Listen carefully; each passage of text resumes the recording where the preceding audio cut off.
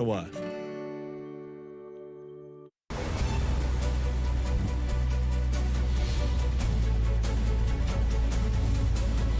Valley. This is City News. Now on 101.1 FM and 1310 AM. It's Friday, May 6th. Good morning. I'm Andrew Boyle. Right now in Ottawa, 11 degrees, 10 degrees in Smiths Falls. Here's what's making news in Ottawa and the Valley. A big city committee meeting today discussing redevelopment plans for Lansdowne Park. The FEDCO meeting is set to start in about a half an hour from now. With a preview, here's City News reporter Chris Curries. Lansdowne 2.0 by OSEG presents some interesting ideas for a revamp, says Sean Menard, Capital Ward councillor, but he has some holdups. We do need to consult on it and let staff continue doing their work. Say thank you for the work that they've done so far, and make sure that the next council decides after robust public consultation. He tells me the process is being rushed, and Ottawa residents deserve more of a say when it comes to such a large project that they will have a hand in financing. Alex Cullen, the president of the Federation of Citizens Association, adds that it's mainly about researching all possible alternatives. Yes, things need to change there, no doubt about it. Okay. But is this the best plan possible? And that's why it's not just to defer so that the new council will deal with it. It's also to engage the public on what kind of park we want to have at Lansdowne. The big concern for them is rushing through approvals today, like adding $480 million of debt to the city. But Mayor Jim Watson calls the proposal innovative. So I think what the OSEG partners have done is a very good step forward. We'll have lots of time for public consultation and get the public's feedback. The meeting takes place later this morning. Chris Curries, City News. City News time, 9:01, and now your forecast. Here's meteorologist Jill Taylor. We are in for a beautiful stretch of weather, plenty of sunshine, and it's going to get warmer too. Today's high 17, tonight mainly clear near 3, and tomorrow sunshine about 16, up to 19 for Mother's Day Sunday with lots of sunshine. For today, the high 17. And right now, 11 degrees in Ottawa, 10 degrees in Smiths Falls. Federal and local officials admit they have heard the chatter. Those involved in the February so-called Freedom Convoy, which turned into an occupation, are talking about a summer version for Parliament Hill on Canada Day. The Hill will reopen for a national celebration of the country's birthday for the first time since the COVID pandemic broke out. Now, no formal statement saying the Summer Freedom Convoy would be held, but there is talk about staging another rolling protest in the nation's capital on July 1st. City News time, 9:02. Well, breaking news this morning from StatsCan. The unemployment rate in April fell to another new low. The economy added just 1,000 jobs. The agency says the unemployment rate fell to 5.2% compared to 5.3% the month before. Now, the drop in rate came as the number of jobs in professional, scientific, and technical service rose by about 15,000 in April. Public administration gained 17,000. Number of people, though, working in things like retail fell 22,000 jobs. Now, south of the border, the jobs report from the Labour Department showed last month hiring kept the unemployment rate at 3.6%, just above the lowest level in a half century. The economy's hiring gains have been remarkably consistent in the face of the worst inflation now in the last 40 years. City News time, 9:03. You might need a second job to pay for gasoline. The price continues to climb. The average now $1.95 a liter. Some places selling cheaper this morning, but the price hike was expected last night and expected to continue tonight. Has this plateaued? Likely not. How high will the price go? Among Rob Snow's guests today, coming up shortly, a gas price expert. I'm Andrew Boyle for News Anytime. Follow up online at ottawa.citynews.ca.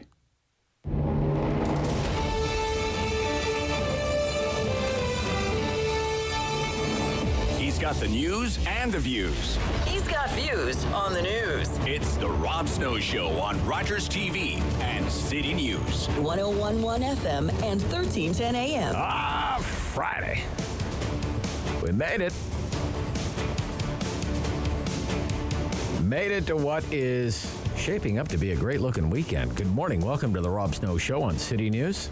Coming right up, he's been minding Ottawa's business all week long as the managing editor of Blacklock's Reporter here in Ottawa. Tom Korski standing by. One of the stories that we're going to ask Tom about today involves the Canada Revenue Agency. I mean, everybody just filed their taxes, right? Taxes. You got to pay them. Can't get away from the taxes. Or, can you?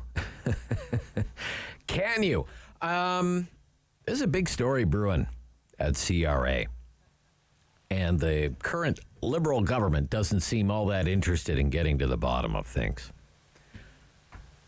Whistleblowers, they've been doing their thing, blowing the whistle on allegations that top managers at the Canada Revenue Agency, including an assistant revenue commissioner, in both the years 2019 and 2020, manipulated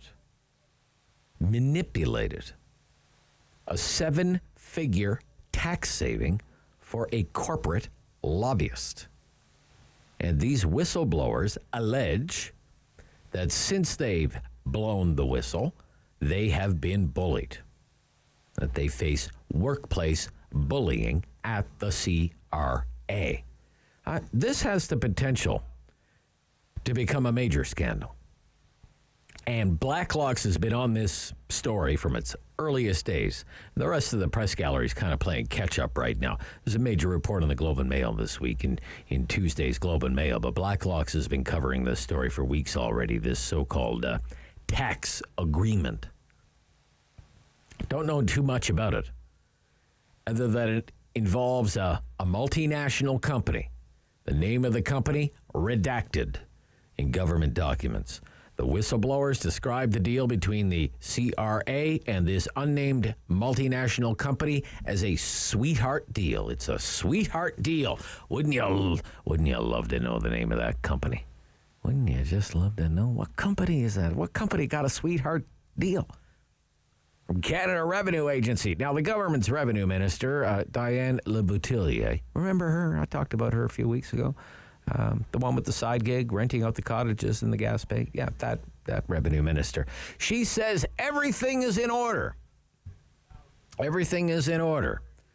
The tax savings for the multinational, 7 figures. So millions of dollars. Tax savings. Oh! What's going on there? Wouldn't you love to know? Stay tuned. Tom and his team, they've been on top of it right from the get-go. Also coming up, Derek Fage. Can't get enough of Derek Fage. He's like the furniture around here. Host of Daytime Ottawa. He's filling in for Sam LaPratte all week here on City News. You'll hear him again this afternoon between noon and 2. Sam returns on Monday from Vegas. I want to talk about the debate last night. Conservative Party leadership debate last night here in Ottawa. It was a fiery affair. Red meat for the conservative masses. A very pro-Poilievre crowd, I would say, last night. Not a lot of love for Jean Charest last night. I think it's pretty obvious. As the night wore on, pretty obvious. Poilievre views Charest as his main challenger. And I think it's also fair to say that Poilievre took Charest to the woodshed last night on more than a few occasions. Poilievre and Leslyn Lewis got into it at one point over who loves the truckers more. Oh, I love the truckers more. No, I love the truckers more. I don't know if that's the path to a majority government who loves the truckers more, but there was certainly a heated exchange about that. Charest, I thought he did okay. I thought he held up pretty well. It was clearly not friendly territory for him, though. The audience was not on his side, and I would say, the moderators, they framed a few of the questions in such a way. I mean, the questions were just like so loaded. They didn't even come across as being referees. But we have lots of highlights from last night's debate / screaming match coming up with Derek. We are, 3 days into the Ontario election campaign now? Highway 413, which doesn't come anywhere near Ottawa, has been the big talker I love that line from Doug Ford this week, I have to say. It's time to get paving, says Doug Ford. Stephen Del Duca says, not so fast, I'm going to cancel that highway and I'm going to build schools. And I'm going to fix up schools. And Andrea Horwath is promising the same free dental care program that the Liberal NDP federal government is promising. So you try and figure it out. Pretty soon they're going to pay us to go to the dentist the way things are going. You'll make money from going to the dentist. More polling out today. It's from Ipsos. We had Daryl Bricker from Ipsos on the show earlier this week. This poll is about who would make the best premier, and it favors Ford. Who would make the best premier? 41% said Ford. 9 points ahead of Andrea Horwath. 32% said Horwath, just 21% said Del Duca. And like other public opinion polls have suggested, Doug Ford is his own political brand now. He's more popular than the PC party. If you heard Greg Lyle on the Hurley Burley podcast this week, he said his research shows the same thing and to a remarkable degree. That there are lots of people who don't identify as PC voters or PC supporters or progressive conservatives or right-wingers or conservatives, right of center at all. But you know what? They like Doug Ford. They like Doug Ford. They're not partisans, but they like Doug Ford. So that's a big advantage for the team in blue.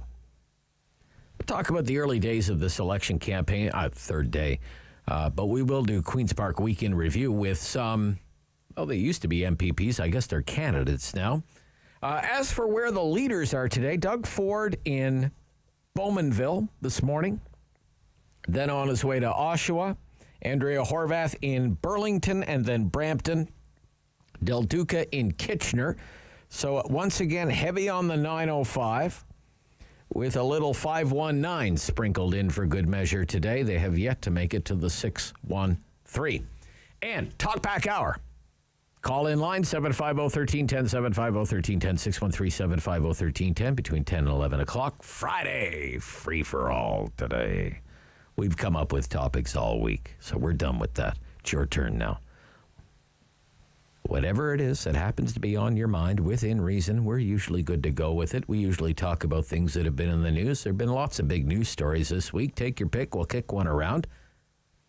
Or if there's something you think should be in the news. Rob, why are you talking about this? Well, because you didn't call me at 750-1310 and we'll talk about it.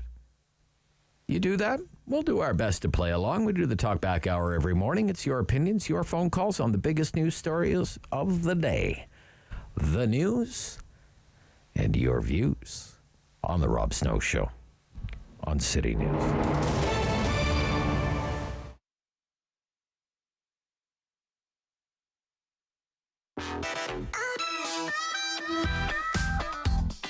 It really is a tremendous source of excitement and joy for the theater staff and I to welcome artists finally back to the theaters. It was a tremendous pleasure to sit on the selection committee. We really have something to cater to all musical tastes, from trippy art pop to straight ahead rock and roll to soul and funk. But it's huge for us to be able to welcome local artists back into the theaters to showcase their amazing talents for people here.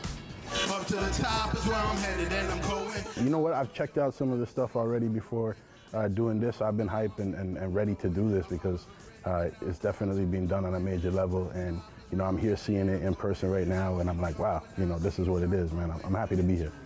This kind of concert series promotes music and gives us newcomers or even like new bands a big chance to showcase their talents and share their music with the world. It's amazing that OMIC has organized this and given an opportunity for artists to perform, but also be part of something that I wouldn't be able to create this just on my own. So everybody's talents comes together to create something great. It says a lot about the city that they are engaging the processes that get those musicians out and get them in front of people, and the music is getting heard. So we don't have a thing where like everybody's the best kept secret, right? We're sort of breaking through that wall a lot, and which is exactly what we need. Well, first of all, I'm really grateful for this opportunity. For me, it's a little bit like being officially part of the local artist community in Ottawa. And it's like my first real big show where I'm gonna be performing my own songs, so it's really exciting. What the hell's going on? Why you still holding on? You know, it's a great opportunity for us artists to be able to really get a reach to an audience and a good quality audience too. I'm just happy that I can be involved. I'm happy that I can add value. It's top tier for sure. It really is like a dream come true, especially having so many restrictions in the last couple of years, not being able to jam because we couldn't get together, and then to be able to do it in a beautiful venue like this with the seats in the background and just the whole entourage of it, and really feeling like we're able to put on a real show for the first time in a long time. It's just fantastic. It really is great.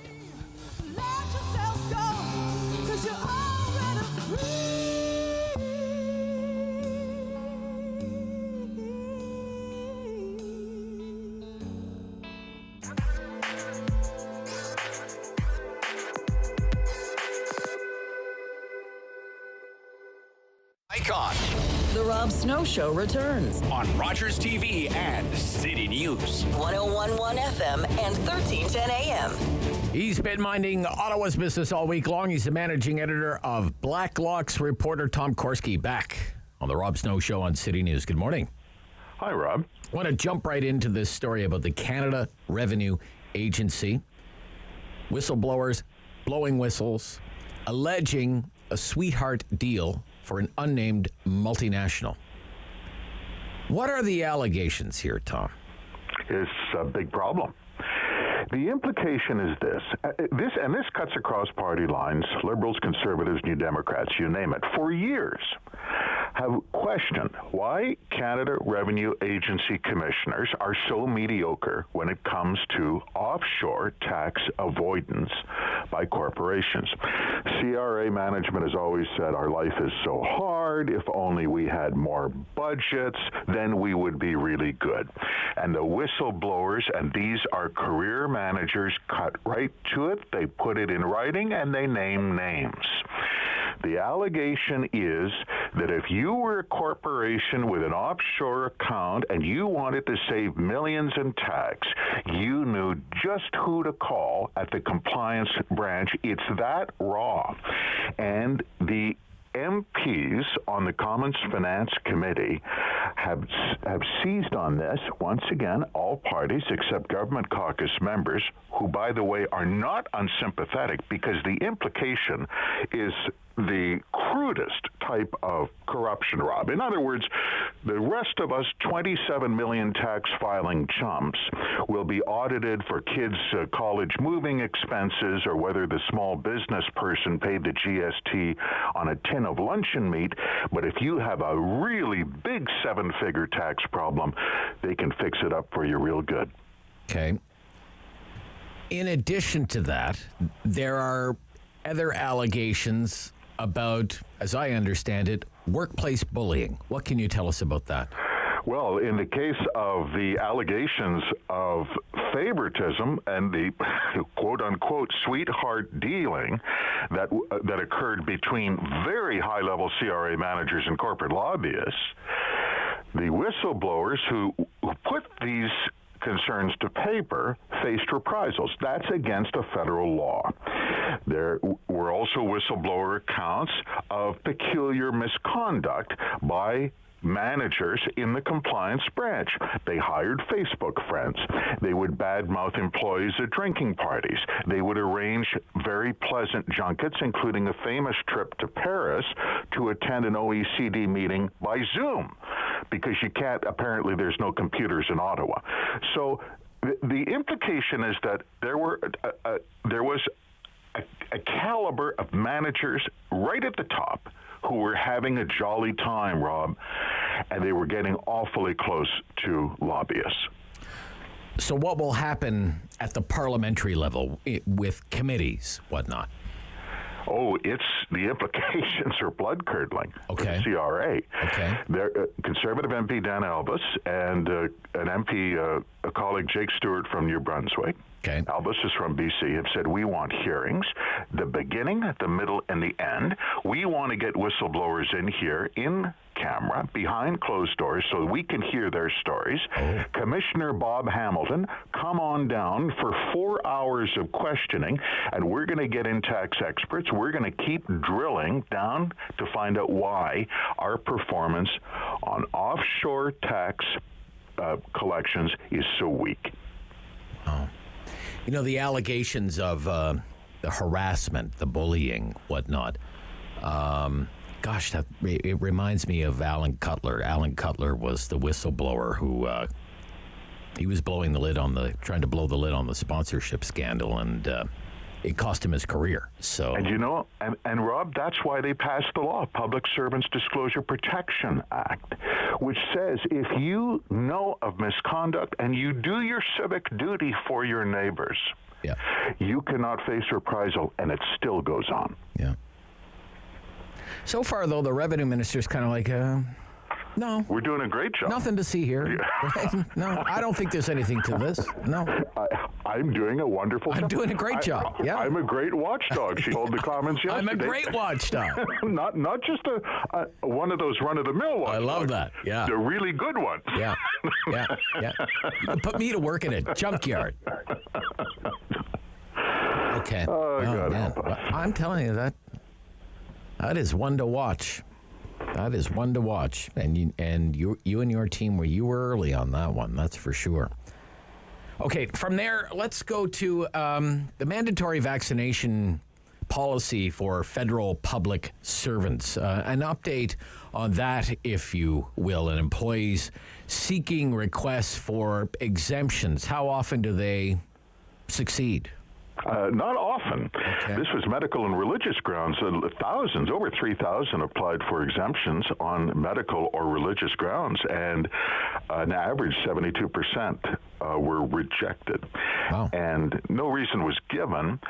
And this does not include, by official estimate, and no one believes this figure is accurate. In other words, it's much higher.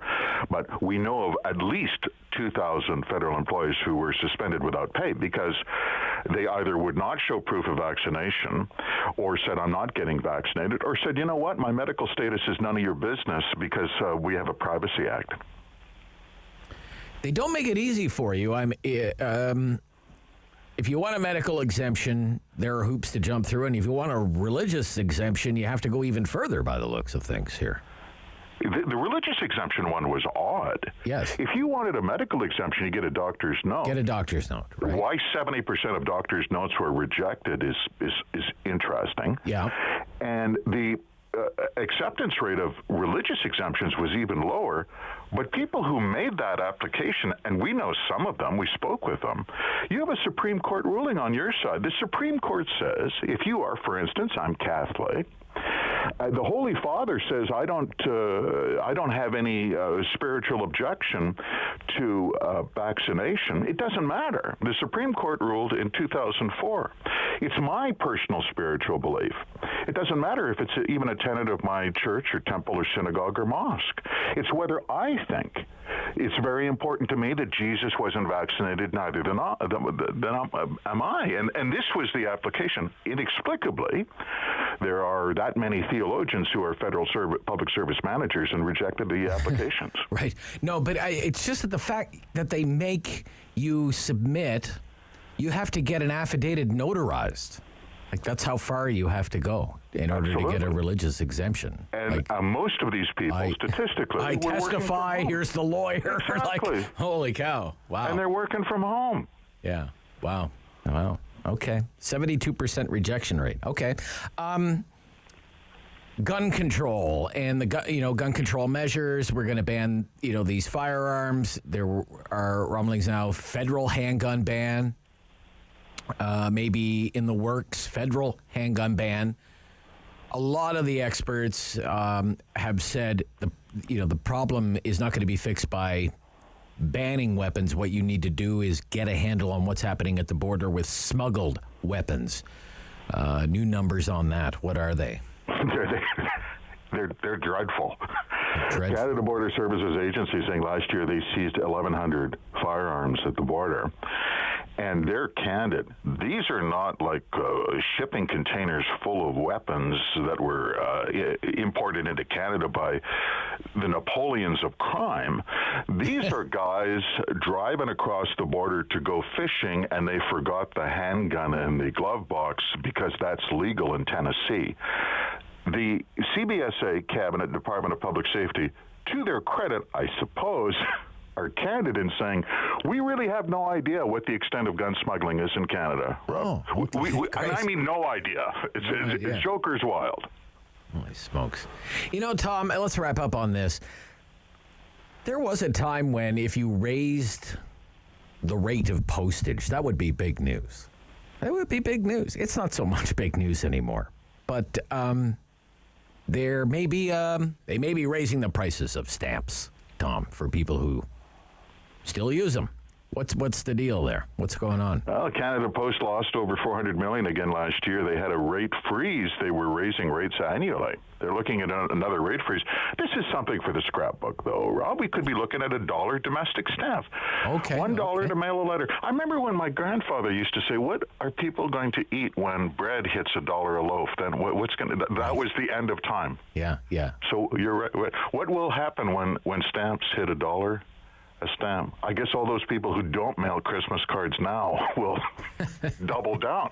You can have a stamp, and if Del Duca wins the election, you can ride OC Transpo. All for $1. All right. Have a great weekend, Tom. Thank you. Bye-bye. Tom Korski, Managing Editor of Blacklock's Reporter. Oh, Andrea Horvath is speaking right now. Live news event, the Ontario NDP leader, day 3 Ontario election campaign. Decided that it's their way or the highway, or maybe it's the highway is their way. but nonetheless, MZOs are a very blunt tool, and they've been abused significantly by this government. And so, no, I will not abuse MZOs to force my decisions on municipalities without their consent and without proper consultation. So then my follow-up to that is then, obviously, this is a lot of homes that the NDP is planning to build. Sure. How would they go about building them then? Sure. So we are going to establish an agency called Ontario Housing, and we are going to, first of all, another we're going to help agency. That's just what we need. That's just what we need. Affordable starter homes are being built in communities. Well, as long as it's filled with carpenters and electricians, I guess that'll be all right. It'll be a useful agency, but nevertheless, thank you. 9:28, Derek Fage. Right after the news, this is City News.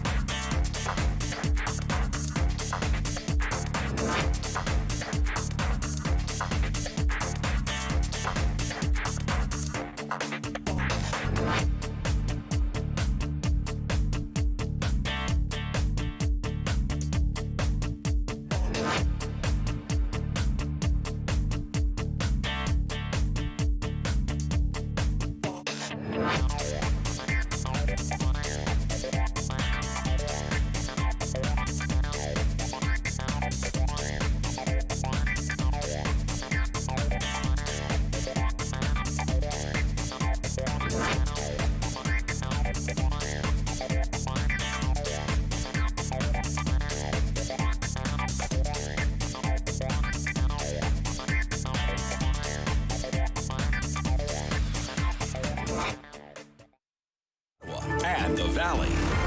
This is City News, now on 101.1 FM and 1310 AM. It's Friday, May 6th. Good morning. I'm Andrew Boyle. Right now in Ottawa, 10 degrees. Smith Falls, 11. Here's what's making news this hour. Finance and Economic Development Committee is just getting underway with speakers lined up to address the Lansdowne redevelopment proposal. OSEG is a group that would like to get approval for a $330 million plan for that site. That would include rebuilding the north side stands, building a new arena to replace the Civic under the stands, as well as 1,200 residential units. As anticipated, the price for gasoline did jump overnight. Another hike is expected tonight. We are creeping ever closer to the $2 a liter mark. Will we reach it? Is not the question. It's likely when will we reach it? Coming up on the Rob Snow Show, a gas price expert in the next half hour. StatsCan says the unemployment rate in April fell to another new low. The economy added 15,300 jobs. The agency says the unemployment rate fell to 5.2% from 5.3% in March. City News Time, 9:31. I'm Andrew Boyle. For news anytime, follow up online at ottawa.citynews.ca. Strong voice. Strong opinions. Rob Snow Show returns on Rogers TV and City News. 101.1 FM and 1310 AM. He is the host of Daytime Ottawa. He's been filling in all this week for Sam LaPrade on the Sam LaPrade Show. So he'll be in with you noon to 2 this afternoon. Derek Fage, welcome back. Thank you. Good to be here, Rob. Sharp dressed man today. Well, I mean, we're doing another Ukraine special. Oh, you are? Okay. Today. Okay. Yeah, Tell us about that. A full hour. We're really going to concentrate on immigration. People arriving here in Canada, in particular here in Ottawa, have just a great lineup.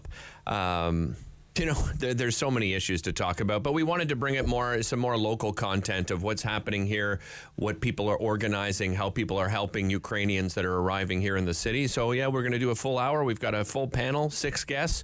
It's going to be great. 6 p.m. tonight, 6 and 10 p.m. tonight. We're going to air it. 6 p.m., 10 p.m. tonight on Rogers Television. That's right. Okay. Yeah. In addition to Daytime Ottawa. In addition and to the Sam LaPrade Show. And the Sam LaPrade Show. Okay. Busiest man in Ottawa right Yeah, here. you're a pretty busy guy. All right, so last night in the news, unofficial debate. Okay? I'm glad to hear that, actually. So it doesn't go down on the scorecard. It doesn't go down on the scorecard. Patrick Brown skipped it. Better things to do, I guess. That was a strange decision, don't you think? Weird. Yeah, kind of weird. I'm sorry. I'm busy collecting memberships. You may collect more memberships by actually maybe doing a debate, or maybe he knew what was going to happen. Maybe Jean Charest is thinking, I should have skipped this thing too.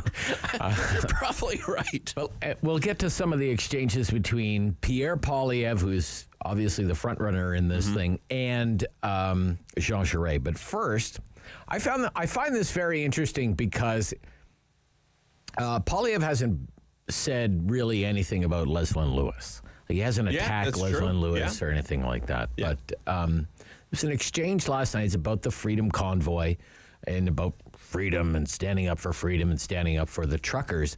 And it's Leslyn Lewis and Poilievre going at each other. Let's listen to this. Stand up for freedom during the pandemic. From the very beginning, I was not true. I was among the loudest voices. That you were not one of the loudest voices, Mr. Poilievre. You were not one of the loudest voices. In fact, you did not speak up until it was convenient actually, that for is you not to true, speak up. Madam Lewis. You did not even go to the trucker protest. You actually went and you took a picture in your neighborhood at a local stop. Let's hear from you Mr. did not Poilievre, speak up for the truckers, and you did not speak up the loudest, Mr. Poilievre.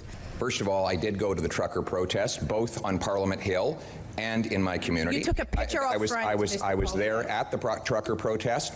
I was on the street. I was supporting those who were fighting for their freedoms. When it was I did. In fact, I did it. If I could, in fact, I opposed the vaccine mandates as soon as they were announced. I am on public record doing it. All right, that's good. That's good.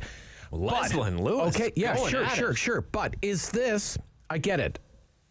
It's conservatives in front of conservatives debating other conservatives for the conservative vote. Right. Okay? Yeah. I understand all of this. But let's pretend that this is not that, and rather it's a general election. Right. Okay? Who loves the truckers more? It's ridiculous. To go this route, I think is absolutely ridiculous. Really? It makes no sense to me whatsoever. I mean, you are literally going for, I would imagine, if you're a member of the Conservative Party and you have a vote, I think you're looking at, I don't know, 10% of the party by going down this path of supporting an occupation of the nation's capital. I don't know. Not if the audience is any indication there yesterday. Yeah, but I listen, Rob. I would love to vote Conservative. I have not been happy with Justin Trudeau's Liberal government. Sure. Okay. Yeah. Over the last, I would say, probably 4 years, have not been happy with it. I cannot see myself voting Conservative right now if this is the kind of rhetoric and ridiculous discussions that they are going to continue to have. Okay, all right. I just think they're going for they're looking at the fringe. I mean, the fringe. Looking at the fringe, okay. Well, they're going to vote new blue, for God's sakes, those people. Don't bother. Okay, let's do charade on the truckers. It's a short clip, about 32 seconds or so. Charade because he didn't call it the Freedom Convoy or whatever. He called it an illegal blockade, I believe. Right. Okay, let's listen to this. Okay. And on the Hill, I agree with Scott. This mess that we witnessed is the fault of Mr. Trudeau. But Mr. Poilievre, during that period, supported an illegal blockade. You cannot make laws and break laws and then say I will make laws further. Yeah. I'm sorry, but that is a question of basic foundation and principle in my life. You're out of time, sir. Thank you. All right, there will I just maybe I'm out of touch with the everyday Conservative voter. Maybe I'm completely out of touch, Rob. I didn't think I was, but after watching last night, now I wonder, am I completely out of touch of what this party stands for? And, if Poilievre wins, does he have a chance? I mean, you said it really well, I think, a few weeks ago when we had a chat. Maybe people just tire of Justin Trudeau in general, and it'll just be a vote against Justin Trudeau, and they'll win no matter who's in place. I mean, that's a possibility. Right. Yeah. But if that isn't the thinking of voters, I just can't see Pierre Poilievre winning. I think he's going to win this easily. Okay. But all right, let's get to on the Huawei stuff, because this is a real weakness for Charest. Yes, if you think of where the country was, we had, 2 Canadians held hostage by China, and they're clearly doing hostage diplomacy because of the Huawei CFO being detained in Canada at the behest of the Americans. And Poilievre is right about the national security implications of Huawei in 5G telecom equipment, absolutely. all of that. And Charest was out of politics, working for a big Montreal law firm and doing work on behalf of Huawei. So let's roll tape there, please. If we're going to unite this country, we have to come clean. Mr. Charest needs to come clean with how much money he got from Huawei. We need to know the truth here. The Liberals are going to ask that. He's never told us how much he got paid. This is a company whose software and hardware has been banned from the 5G networks of 4 of the 5 I countries because of allegations, and many cases proven, that they have used it for espionage. Mr. Charest, how much money did you get from Huawei when you were working for them, either directly or indirectly? Just the number, please. How much? Just the number. Can I? Mr. Charest. Talking about directly or indirectly, I like it. Welcomed into Just Canada. the number, please. How much? 2012. How much, sir? We're not on a student council here, Pierre. How much? Pierre, this is not a student council. That was good. Please. How much? This is the security of our country, Mr. Charest. It's not a laughing matter. How much did you get from Huawei? Answer the question. This is a company that was welcomed into Canada by then you Stephen shouldn't be Harper afraid to tell us the truth about how much. 2012 for the telecommunications companies. How much? And that's what Huawei did. much? Welcomed in by conservative government. That's enough. Because it goes on like that for another few minutes. Yeah. And on and on. Just and talking on. over. They talked over each other through the entire debate. Okay, so one more clip, and I like this Scott Aitchison guy. He doesn't have any chance. I think this is kind of a profile-raising excercise for him. Yeah. For down the road. He seems actually quite reasonable compared to reasonable. the rest. Sure. And I like the way he kept saying, well, Mr. Trudeau, and, not constantly fighting one another. Mr. Trudeau is the one that Conservatives need to focus their attention on. The question was, why did Conservatives keep losing elections? Mr. Aitchison? Well, listen, it comes down to this. We need to be consistent in our message, and it needs to be a Conservative message. And we need to work together. We were divided, and our message was not consistent in that election. And Mr. Trudeau effectively used vaccines as a tool to divide Canadians. And so if we can't go out and speak to Canadians in all parts of the country and make sure that we are trustworthy, that we don't scare them. Every time I hear a Conservative talk about some conspiracy theory, I realize that there's another group of swing voters in the GTA that just are not going to come our way, because all we do is yell and scream at each other. We're witnessing it now. I actually like all these people on this table. They're on this dais as well. They're good folks. And here we are, calling each other names. What Canadian is going to trust this lot? We've got to do better. And that's how we win elections. He's so, I mean, I wish I could speak like that, because that's exactly how I feel, Rob, about this. He's kind of saying, have you been paying attention to what's been going on tonight? Well, I mean, what he's described is a perfect example of what you saw in the debate last night. Right? If let's say one of these leader hopefuls wins, do you think one of the other are going to back them? Like, it sounds like there's like, not how's even there a going to be chance party of that unity happening. coming out of this, right? It doesn't look like there's going to be any. All right. What do we have? 5 minutes left. Let's have a little fun. It's all right. Friday. I like fun for Fridays. All right. Yeah. Have you been following the story about the Rock and Roll Hall of Fame inductees? Well, I've been listening. I've been listening to City News here, right? On the class updates. of 2022 Hall of Fame inductees. Dolly Parton. Okay. Do you want to go in the order that I sent them to you this morning? Let's just go in the order. Okay. All right. Rock and Roll Hall of Fame inductee Duran Duran. Why don't you use it? I can just see the video right now. I see the video. You know the in my video with head. the water coming out and everything? Yeah, I wanted They to be. had some great videos. I'll tell you, They I really wanted to did. be Simon Le Bon. That was like grade 9 for me, and it was like I wanted to be Simon Le Bon. I was dressed like Simon Le Bon. It was like Really? Oh yeah. Oh, yeah. nice. Oh, we need pictures of that. Yeah, Even thank try goodness to find those thank photos. goodness they didn't have phones back then. Okay. All right. Duran Duran. Okay. I guess so. Her Name is Rio. Hungry Like the Wolf. They had some good songs. Yeah, They had some good. yeah, They were for a sure. big band. For sure. Okay. This in the Rock and Roll Hall of Fame. I don't. Lionel Richie. Lionel Richie. I don't know. I think so. He had quite a few hits. I mean, But regardless it's if Rock you and liked Roll him. Hall of well, Fame, Dolly Parton's in the Rock we'll and get Roll. to Okay. Dolly Parton. Okay. But you can't rename What it. is like It's now the Music Hall of Fame. Let's be honest. Who has ever said, "Man, I Lionel Richie, he really rocks"? That's like the argument against calling it the Blues Fest here in Ottawa. It's the same argument. Okay, who else have we got? Pat Benatar. That rocks. Okay, she rocks. Yeah, that rocks okay. for sure. You think the guys at Shea 106 were having a bit of a heart attack when they saw? I asked. Did you speak to the guys? I asked for some advice from the Shea guys this morning. Okay. We should get Amy. Eminem.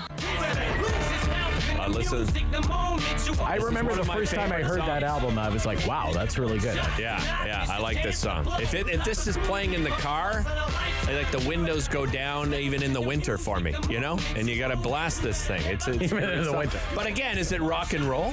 It's not rock and roll. It's rebellious like rock and roll is supposed to be a I'll rebellious. give you that. Okay, I'll give you that.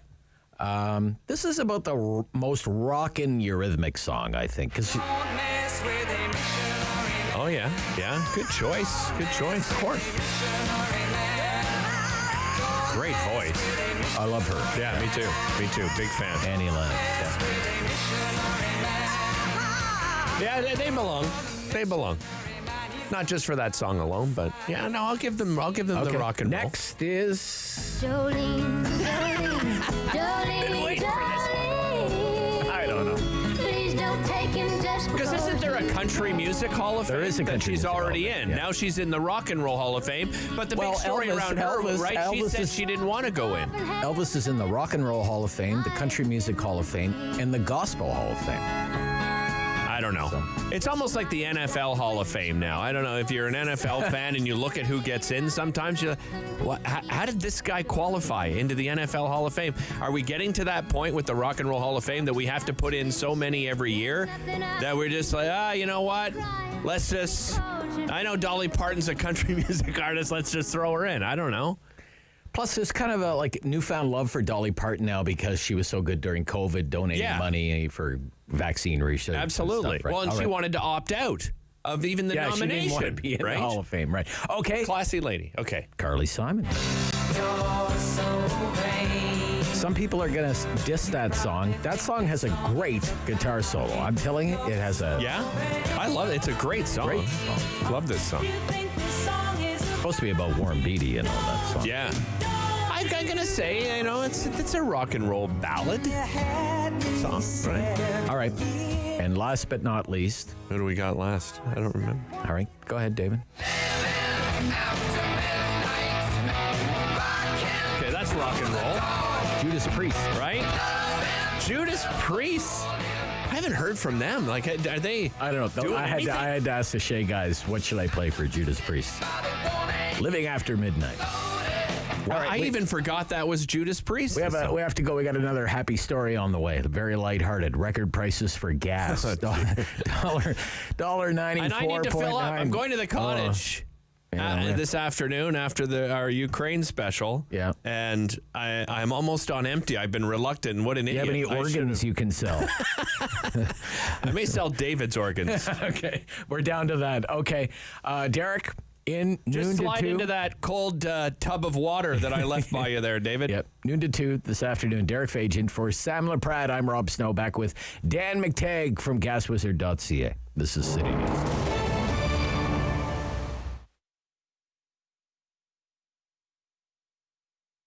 Was this inspired by your own kids and the difficulties that you had getting them to brush?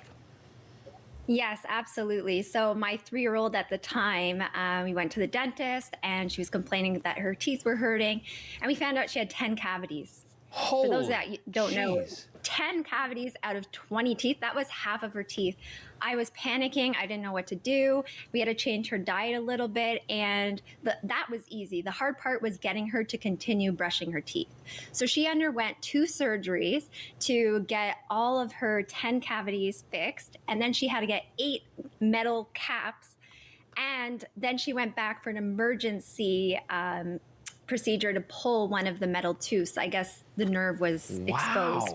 So the poor thing went through so much, and I had to think of something. So she brought a plushie, and it helped comfort her. And I was like, okay, I need something that's going to help long term. Like, how can I get her to continue brushing her teeth? So I said, this plushie is going to report back to the Tooth Fairy back at Tooth Fairy Land. And then that's when I created the thought of, okay, we need Toothy. So Toothy is actually there to comfort the children when they go to the dentist. They're also there to put in the bathroom so that Toothy watches them brushing their teeth and is approved by dental hygienists.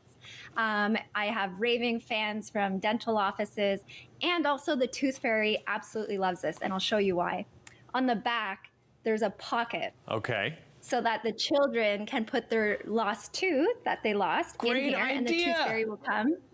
Yeah, the Tooth Fairy will come and take it and put the money. But Toothy gets to stay with the child. Of course. Yeah, so absolutely. my ultimate goal is obviously the book, because it educates children on proper dental hygiene. However, Toothy is a game changer for shaping our children into adults who are not fearful of the dentist. Yeah. I was able to present to a school in New York, all over Ottawa, obviously. A lot of our local family and friends have pre-ordered the book.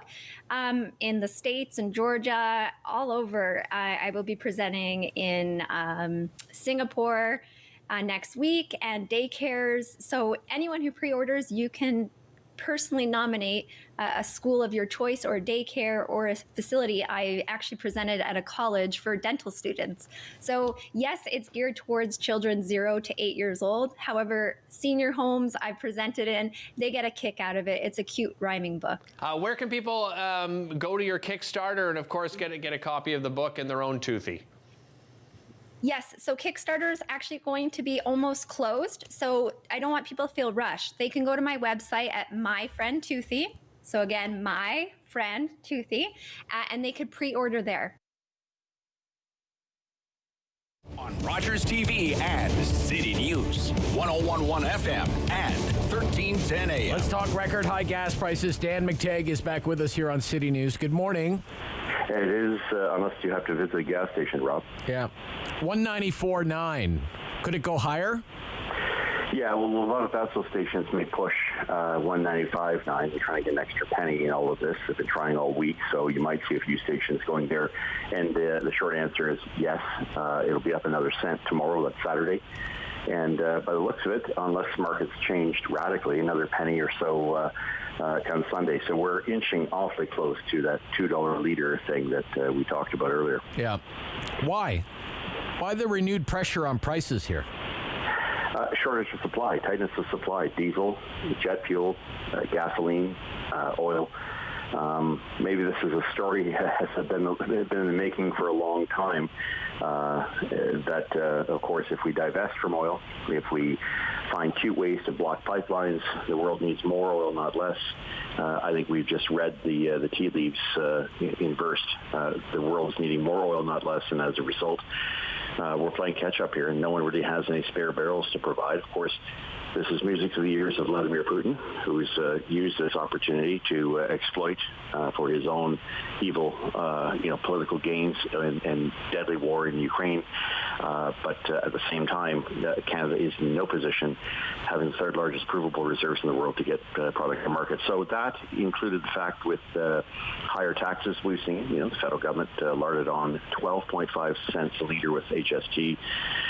In a carbon tax, the grand effect of not being able to sell enough product resources to the rest of the world has also diminished the value of the Canadian dollar. First time in my life that where we've seen $100 oil, the Canadian dollar isn't responding. That's adding about 30 cents a liter more to fuel. If we had a couple of million barrels to spare to the rest of the world by, I don't know, having Energy East built and Northern Gateway built, Mr. Putin wouldn't have the control he has over Europe, and he certainly wouldn't be able to, smile at the fact that oil is $100 a barrel. 2 million barrels pretty much covers the shortfall globally. Canada could have, Canada should have, Canada didn't.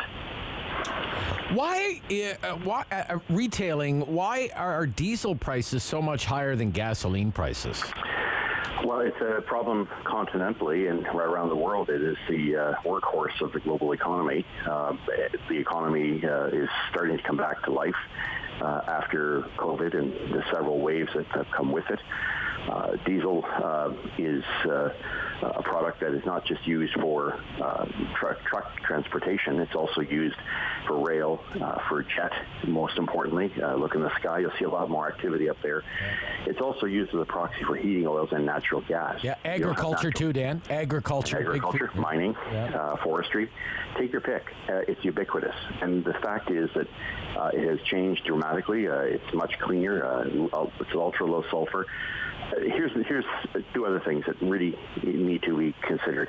The three refineries have shut down in the eastern United States and Canada. Come by chance, the one I helped save 20 some odd years ago, and PBF and PES in the Philadelphia area, the largest consuming area of the world, the U.S. Northeast, is now 800, 900,000 barrels short. And of that, a lot of that is diesel. And for that reason, a lot of refineries are trying to catch up by shifting a little bit where they can from gasoline to diesel. That's impacting gas prices as well, creating that kind of shortage. Okay, boy, oh boy. I mean, that's a lot of stuff.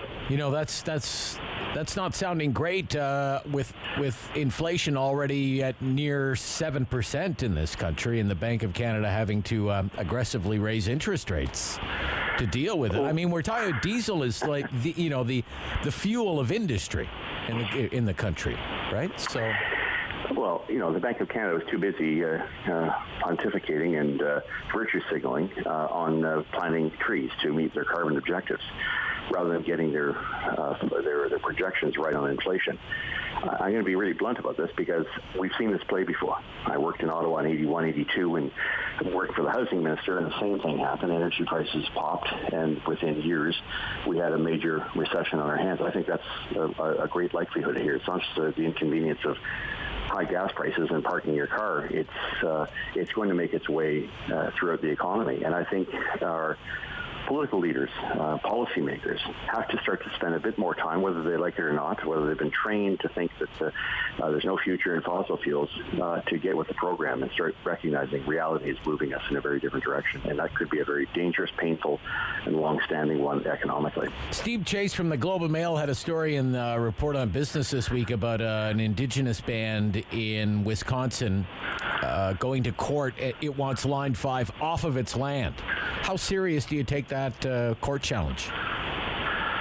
Well, all court challenges have to be considered and dealt with. This is not new for energy providers, pipeline companies. The problem is when you have a federal government or other governments at the national level, not reading the room and bending over backwards for folks that are determined to get rid of the thing that we need the most at the time in which we need it most. So I take anything like this very seriously. In my old days working at Gas Buddy, I was often approached by officials dealing with emergency management in the United States saying, why is the Canadian government and the Ontario government not taking the issue of the closure of Line 5 seriously post the Kalamazoo River spill in 2011? So that's been a big issue. We've ignored it. We've got to be very vigilant now. Okay. How could Canadians, given the oil riches of this country, without having another NEP-type program, National Energy Program style thing, how could Canadians enjoy lower gas prices? The big way would be for the federal government to back off the carbon taxes and drop prices 12.5 cents a litre, as I mentioned earlier. Okay. The second would be a signal by the next government that they're going to build pipelines, and that once activists have had their day in court, it's over. No more dragging these things on. Build a pipeline east, build a pipeline west, and that's it. Okay. All right. Give me a price target. Regular unleaded, Ontario, by the May 2-4 long weekend. Where are you on that? Yeah, $2.05 to $2.05 a litre, unless something dramatic should change. Right. But on this, look, Rob, we're looking at a pennies increase tomorrow, penny increase maybe 2 on Sunday. If that happens, then we're $1.97, $1.98. We're within a striking range of $2 a litre. I think $2.05 by the May 2-4 weekend.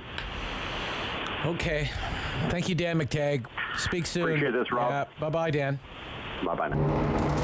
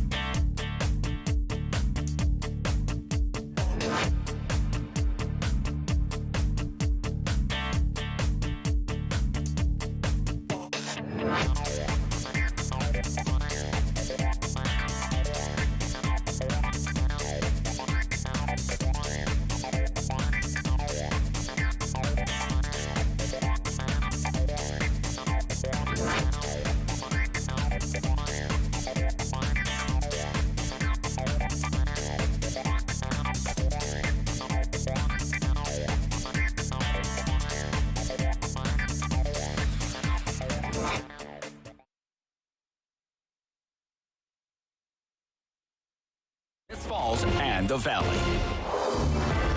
Number 1 for local news in Ottawa and the Valley. This is City News, now on 101.1 FM and 1310 AM. It's Friday, May 6th. Good morning. I'm Andrew Boyle. Right now in Ottawa, 10 degrees, 11 in Smiths Falls, and here's what's making news in Ottawa and the Valley. On the provincial election campaign trail, education promise from the Liberal Party.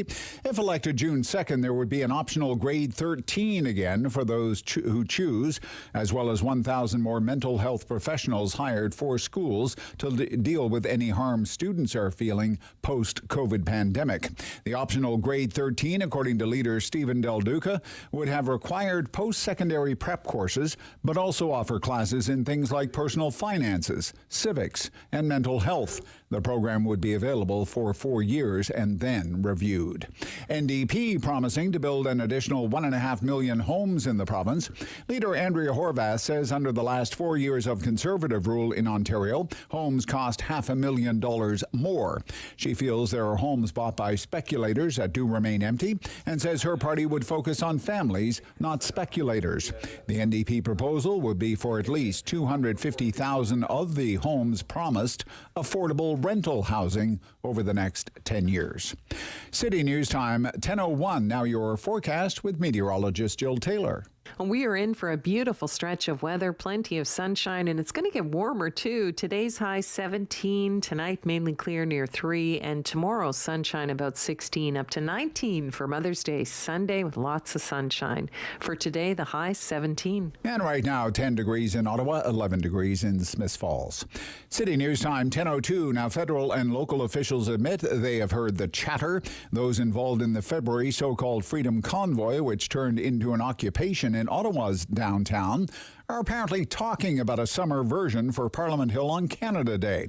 The Hill will reopen for national celebrations of the country's birthday for the first time since the COVID pandemic broke out. No formal statement saying the Summer Freedom Convoy would be held, but there is talk about staging another rolling protest into the nation's capital. Our Parliament Hill reporter Cormac McSweeney is following up that story this morning. StatsCan says the jobless rate fell in April, another record low. Employment little changed for the month with a gain of 15,300 jobs. But that was enough to drop the unemployment rate to 5.2%, 0.1 lower than March.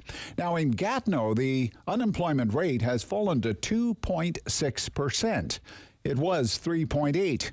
In Ottawa, it also dropped to the same as the national level, 5.2.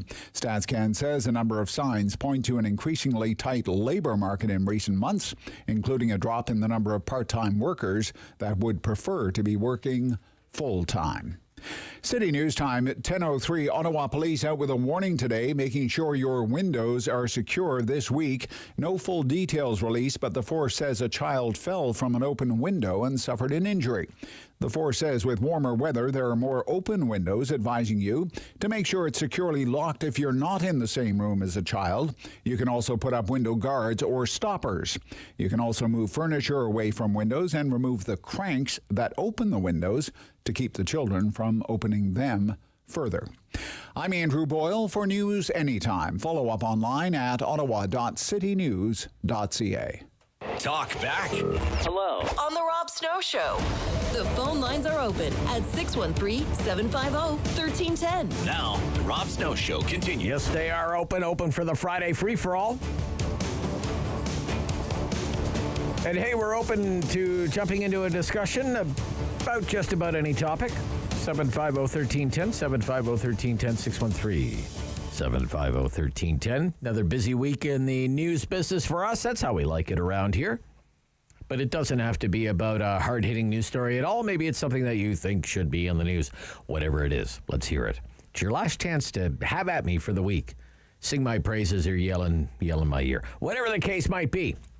Hey, the Conservative Party leadership race debate last night. Did you watch it? Were you there? Who won?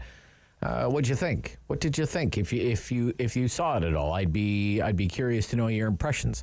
It was kind of wild, wasn't it? It was kind of wild, maybe a little kind of crazy at times. 750-1310. Patrick Brown skipped it. Better things to do, I guess. Selling memberships, out selling out selling memberships, making promises to every person he meets. Hey, do you need an embassy? You need an embassy? Buy a membership, get an embassy. Buy 5 memberships, get a second embassy for free.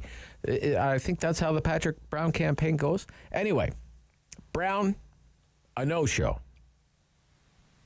Maybe that was the best decision, because otherwise he may have become another one of Pierre Poilievre's punching bags. There were a lot of punches thrown last night. Lots of haymakers. No, were there any knockout blows? I don't know, some low blows. I would say there were some low blows. Just curious. I have some highlights. We played some highlights with Derek, but I'd like to play some for you. And, feel free to comment on anything you hear. There was an exchange that I found interesting, and it was between Poilievre and Leslyn Lewis. I find that interesting because Poilievre really hasn't paid much attention to Leslyn Lewis. He certainly has not attacked Leslyn Lewis the same way he's attacked Charest and Brown. I think, it's my own opinion, he wants to be the second choice for a lot of people who are Lewis supporters, that they're going to, when they mark their rank ballot, they're going to put, I want Leslyn Lewis, and if I can't have Leslyn Lewis, I'll take Poilievre. So he's kind of playing nice with Leslyn Lewis.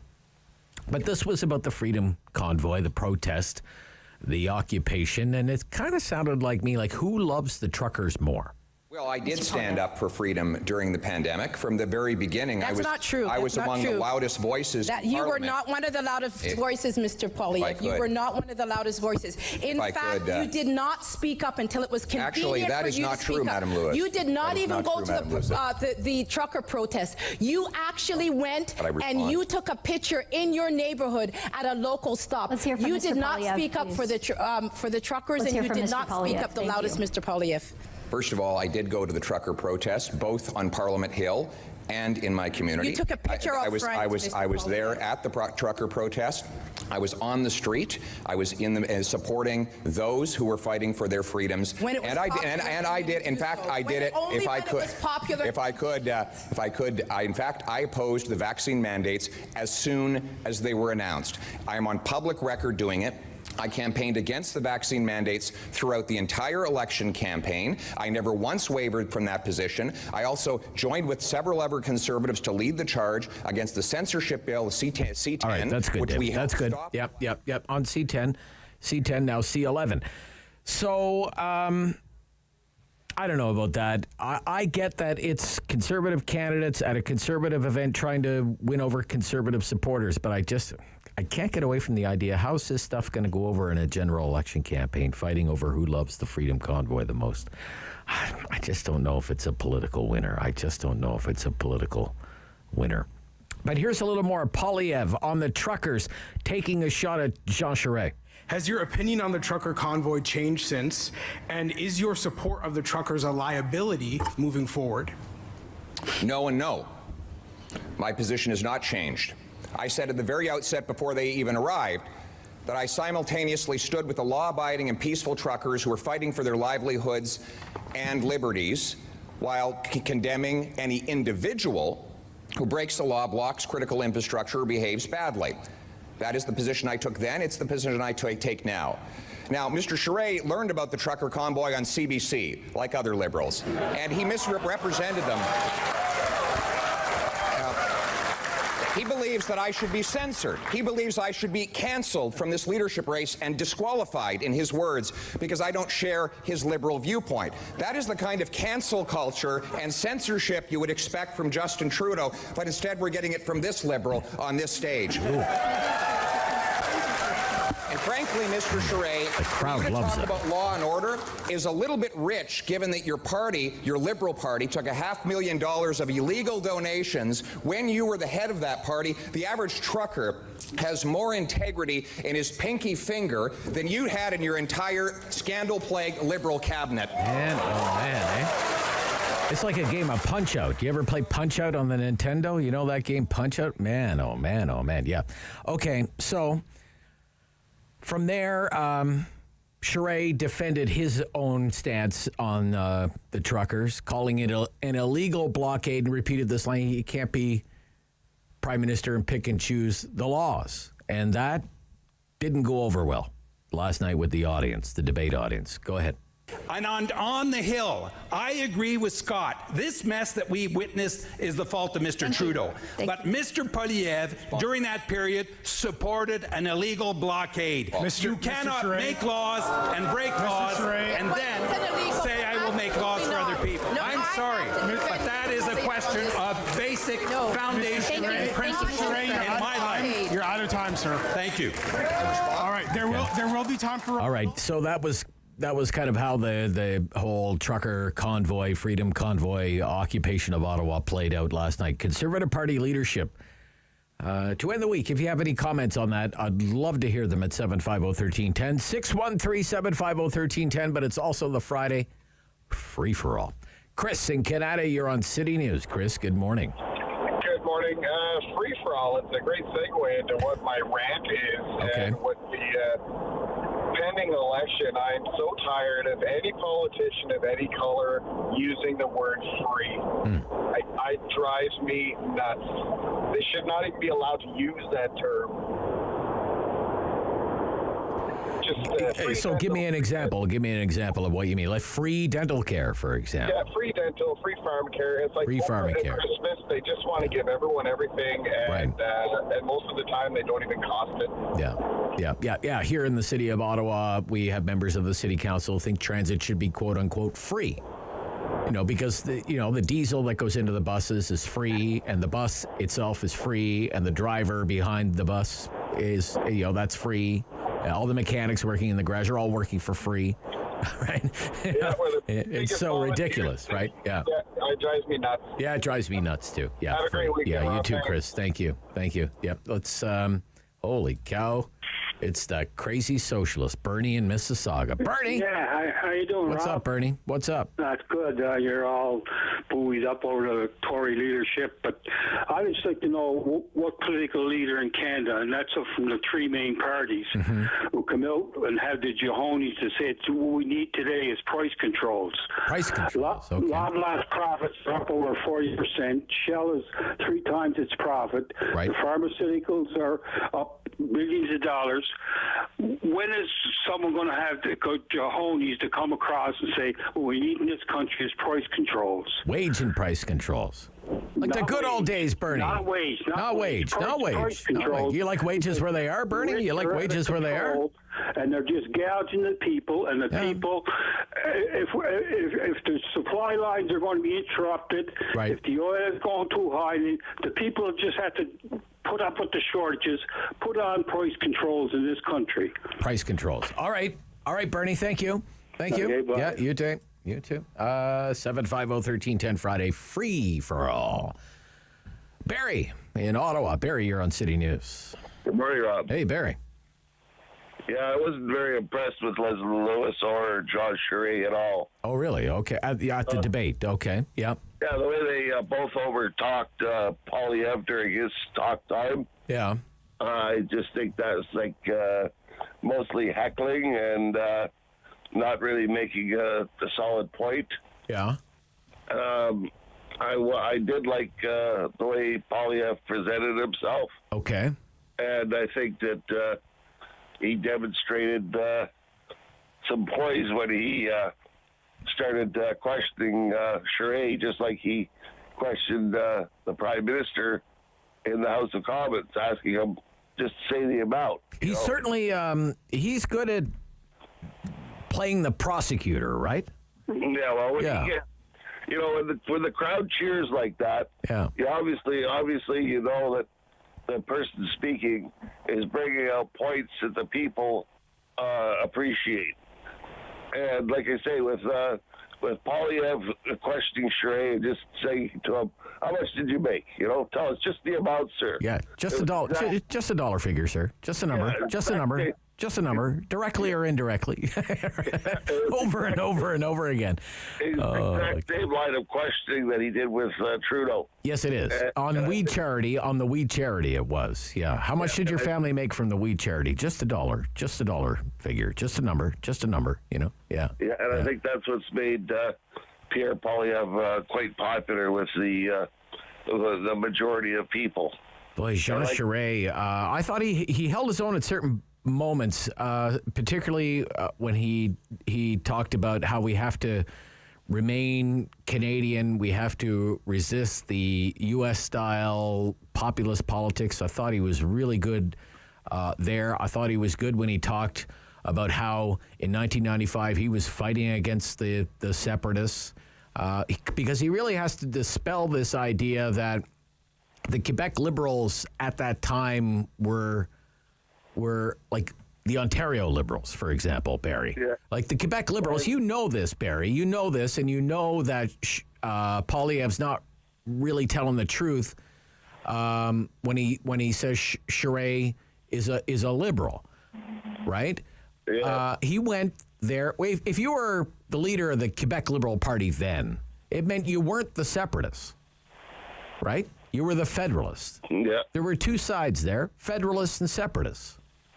Well, and he was fighting the separatists. You know this, Barry. Yeah, you know there's no doubt that Jean Charest is very experienced and a well-spoken man. Yeah. In Parliament and in politics, but I just.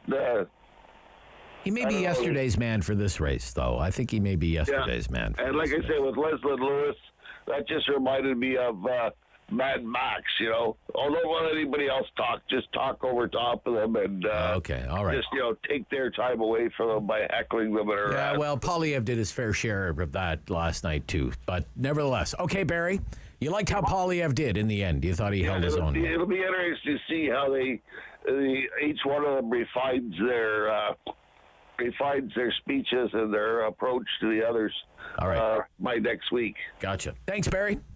Yep, on the debate last night. This is the Friday Free for All Talkback Hour. I'm Rob Snow. 2 lines available there at 750-1310 here on City News.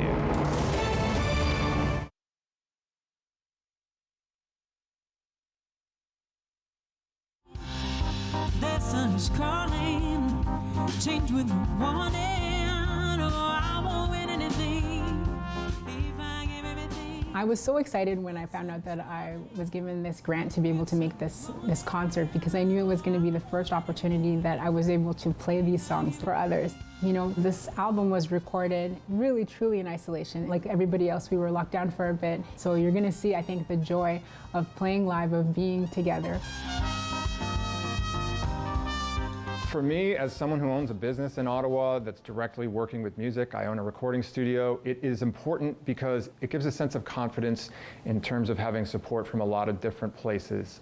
We all know in Canada, there are all kinds of city, provincial, and federal people who provide funding for artists, and just seeing how invested Ottawa is and expanding the reputation of Ottawa as a music and entertainment city, running a business in that city, it makes you just feel better that someone's going to support you, help you, and have your back.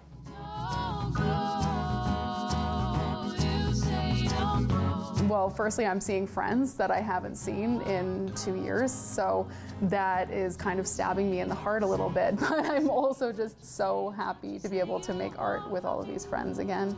And I've been treated like an absolute rock star from the moment I just kind of knocked on the door and said, hey, can I unload my gear?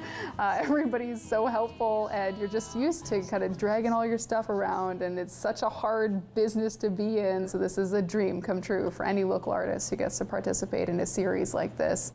Oh, I feel like I need to keep pinching myself. It's an amazing experience and opportunity for us, so thank you so much. It's been a long couple months. Our last show was in December. This is the first time we've actually been in the same room together since. So it's really an amazing opportunity for us, and the beautiful theater, and to have Rogers here, and thank you, Oh Mike, and so it's a dream come true.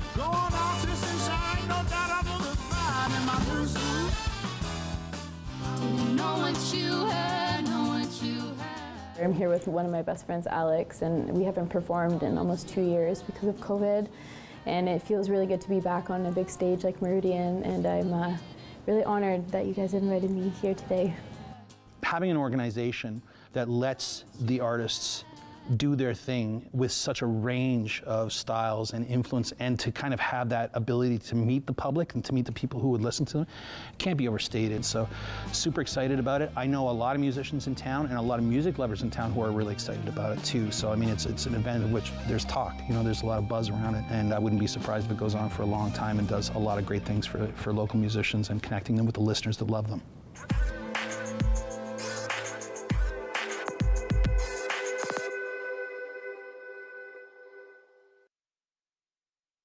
It's time to talk back on the Rob Snow Show. Have your say and call now. 613-750-1310. As I said, it's a free-for-all Friday, free-for-all talk back hour. Rob Snow Show, 750-1310. Day 3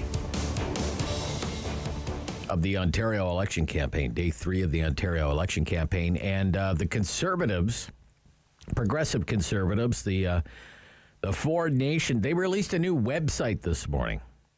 It's all about Stephen Del Duca. It's kind of like, get to know Stephen Del Duca. Define your opponent before your opponent can define themselves. What is that website anyway, Dave? It is at DelDucaWinLiberals.ca. DelDucaWinLiberals.ca. And it's basically, it says, if you didn't like Kathleen Wynne, you're not going to like Stephen Del Duca either. Right? That's basically the gist of it. The landing right? page says Stephen Del Duca and Kathleen Wynne are the same. They're the same. Stephen Del Duca was Kathleen Wynne's right-hand man for with the pandemic. Years. With the pandemic, I've never seen them in the same room together. So that's true. Maybe they are the same. They may very well be the same person. We don't know that they're not.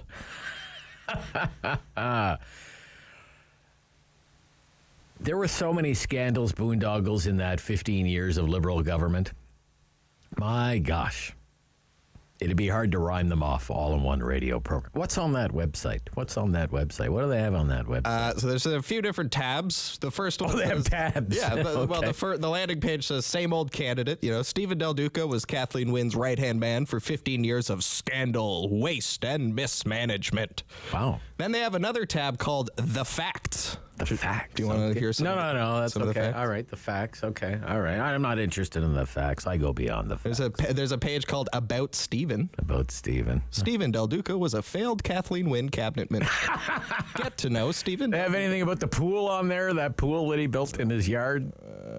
I bet you they do. Oh, he built a luxury backyard pool on protected parkland without the necessary permits. That's right. Yeah. The rules that apply to you just don't apply to him. Yeah.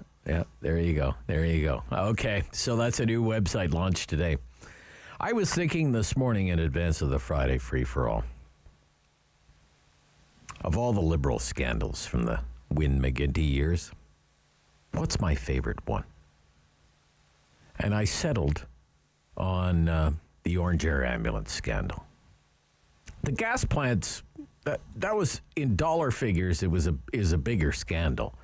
But it wasn't as scandalous because Orange Air Ambulance was actually scandalous because it had a love affair and it had like custom made in Hollywood Harley Davidson motorcycles. It was like lifestyles of the rich and famous paid for by the Orange Air Ambulance system. A scheme so complex the OPP couldn't even find the end of the paper trail. And in the end, not a single criminal charge laid for anything that ever happened during the Orange Air Ambulance scandal. The people that were running that place at that time had this sense of entitlement so ingrained, they were using healthcare money to buy Harley Davidson motorcycles. Two of them. Because one just wasn't enough. $150,000. For 2 motorcycles. They actually auctioned one of them off at a government surplus auction, and it fetched $30,000 for a $75,000 motorcycle. The other one, they don't even know where it is now. Can you imagine? Just vanished. A speedboat. They build a fancy speedboat to the Orange Air Ambulance system. Like, how do you even get away with that? Like, that was the big question for the government. Like, who is overseeing this thing that you can buy a speedboat? How does that not raise an eyebrow until it hit the pages of the Toronto Star from Kevin Donovan? the investigative reporter Kevin Donovan.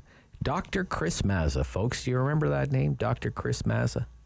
He ran that operation, and he hired his lover.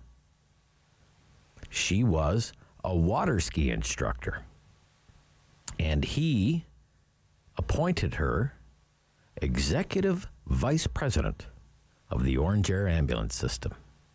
Previous work experience, water ski instructor.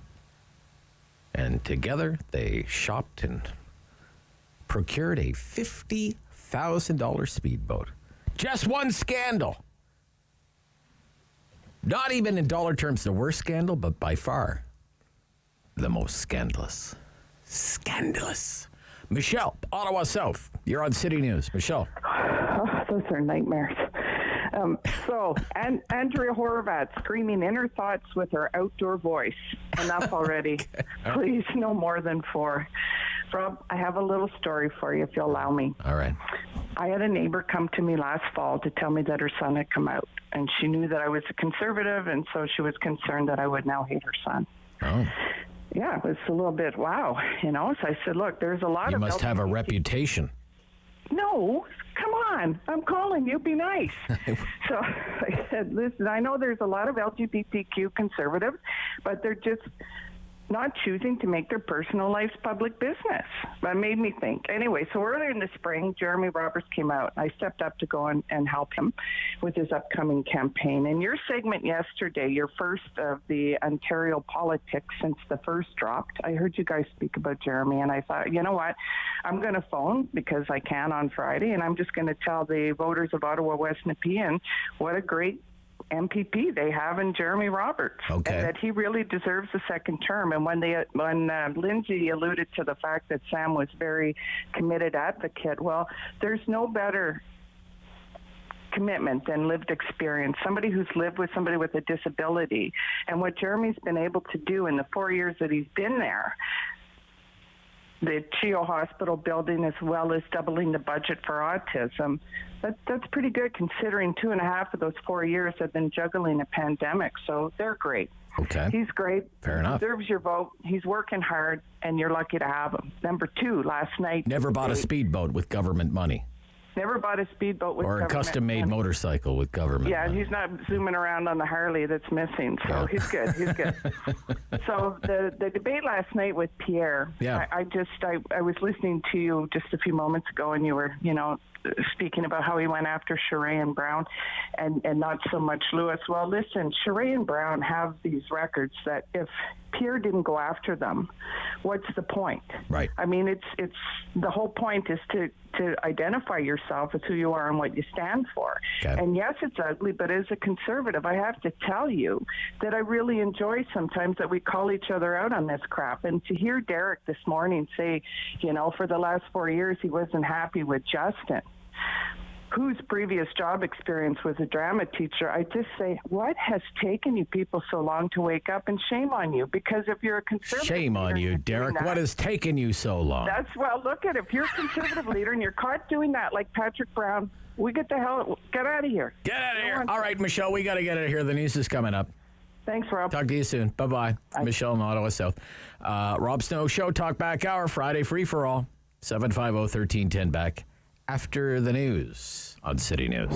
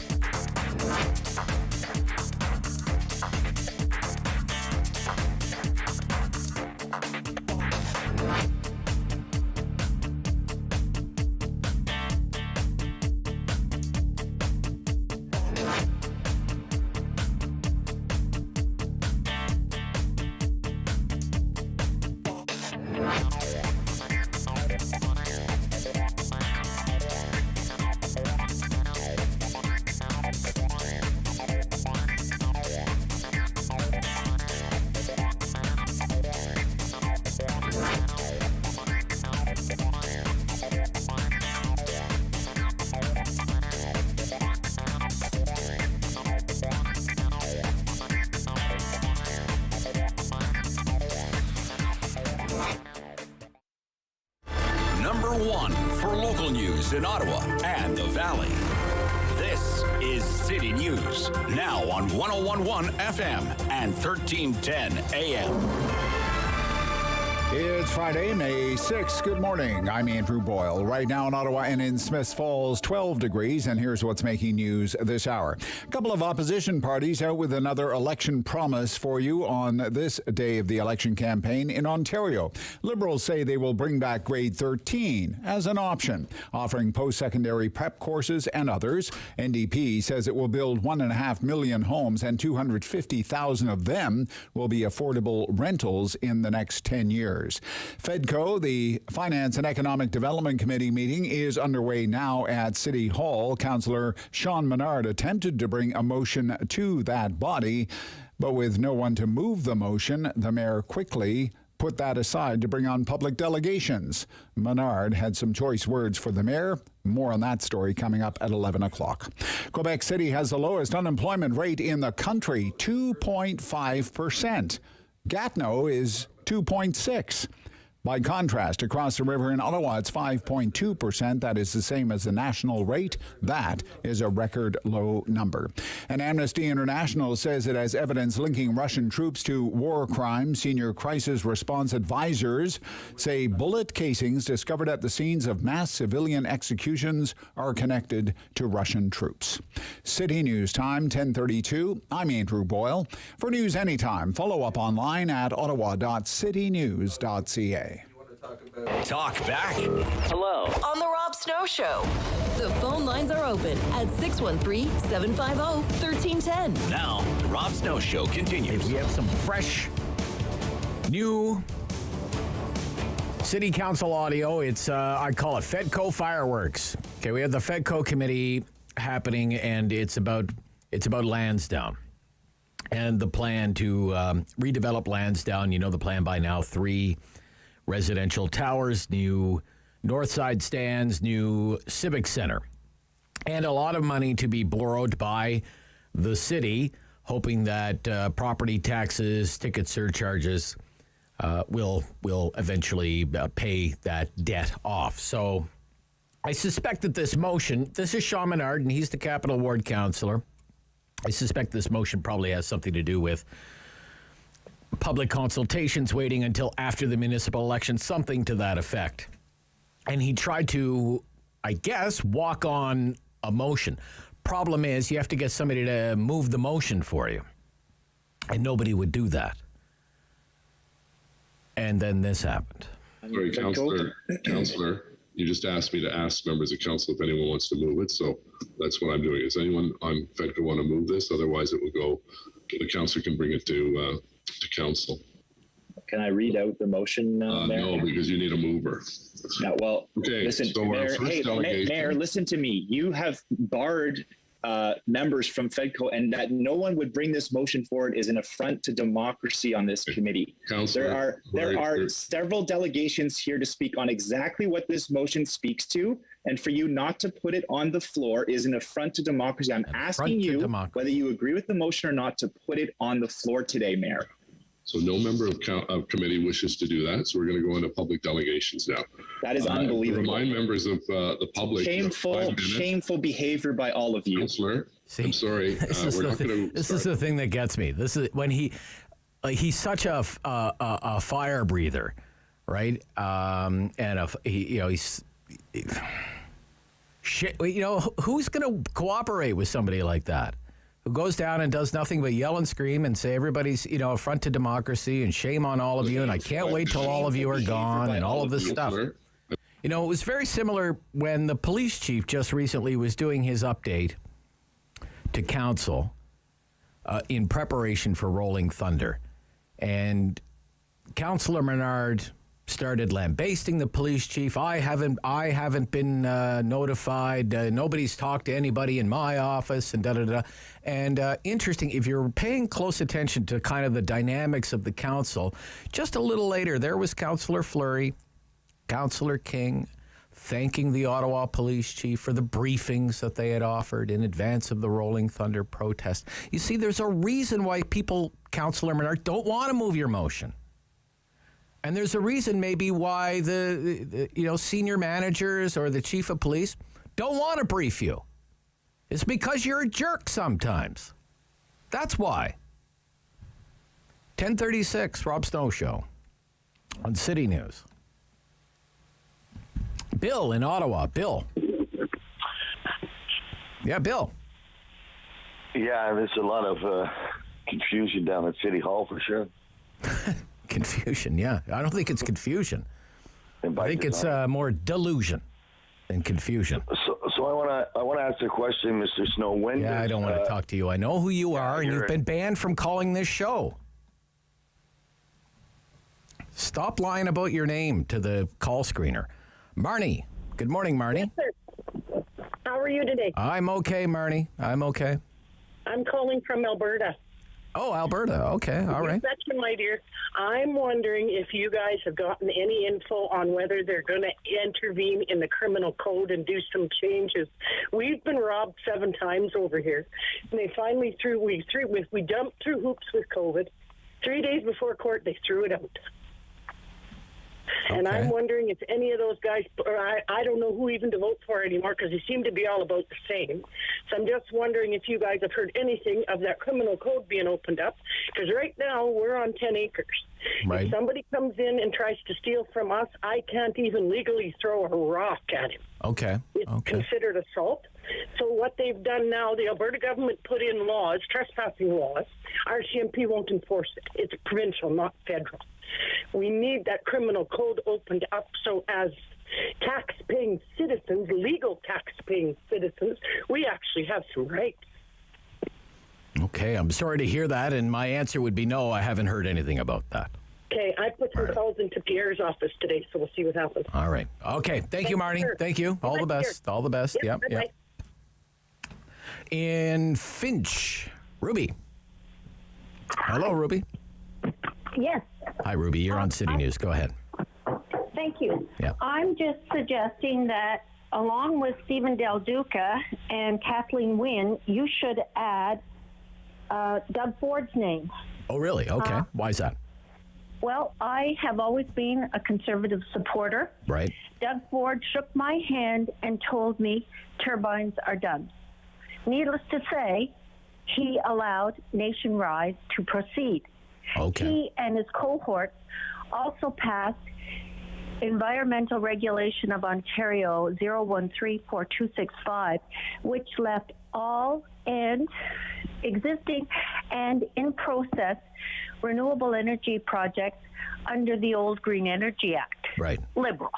Yeah. He also promised a health hazard investigation into the water of Dover, Chatham, Kent, which is a sham, and it did come out with the statement well water interference was found. They are not doing anything about that. Okay. What is I remember that Nation Wind Farm near Finch, Chrysler, that area, right? Yeah. Yep.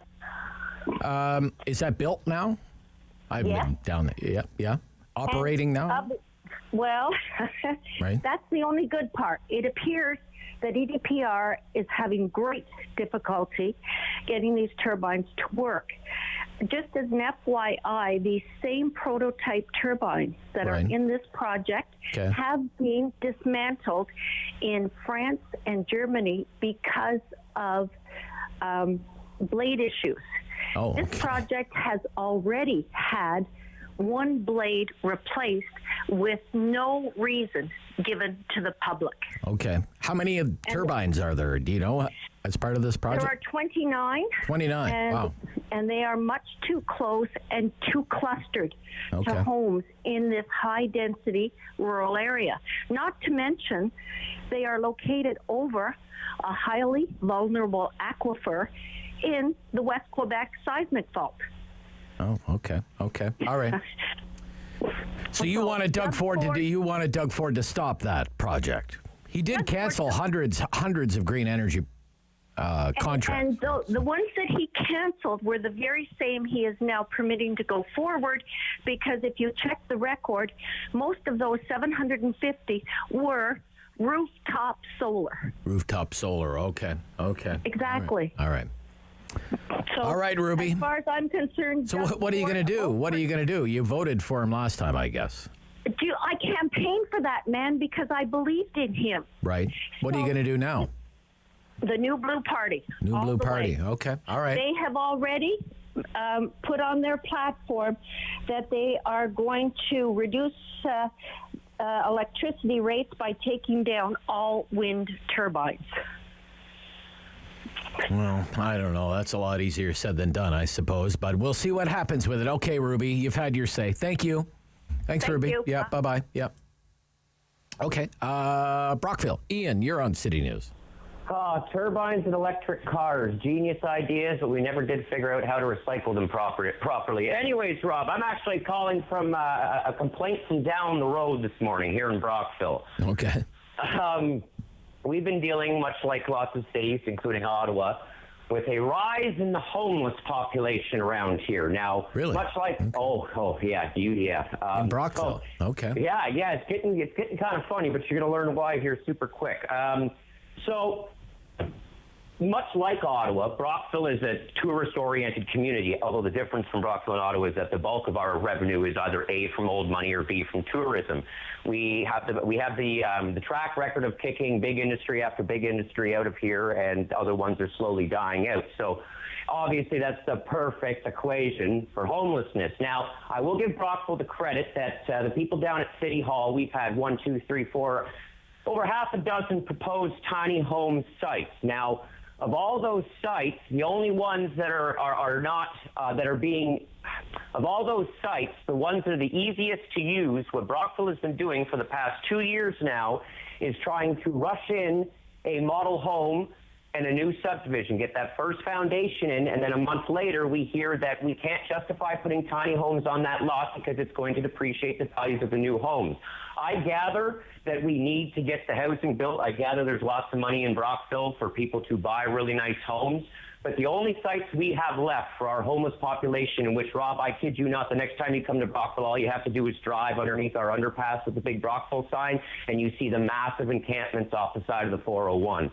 I do not understand, because we do have people up at the office in Brockville here who are saying, how have we put so much of a bureaucratic wall in front of this that we can't even help our own people? Our homeless population is growing. We are entering tourist season, and the only thing people downtown seem to be concerned about is getting these really expensive lots put in. Right. But the tourists can't. It doesn't work. We've got to do something about these homeless. Stop picking on them and start finding a solution for them with them. Thanks, Rob. Well said, Ian. Thank you. Okay, we have some lines available. It's been a pretty busy morning. Friday, free for all. Love to hear from you. We're wide open on topics. 750-1310, 613-750-1310. Rob Snow Show on City News.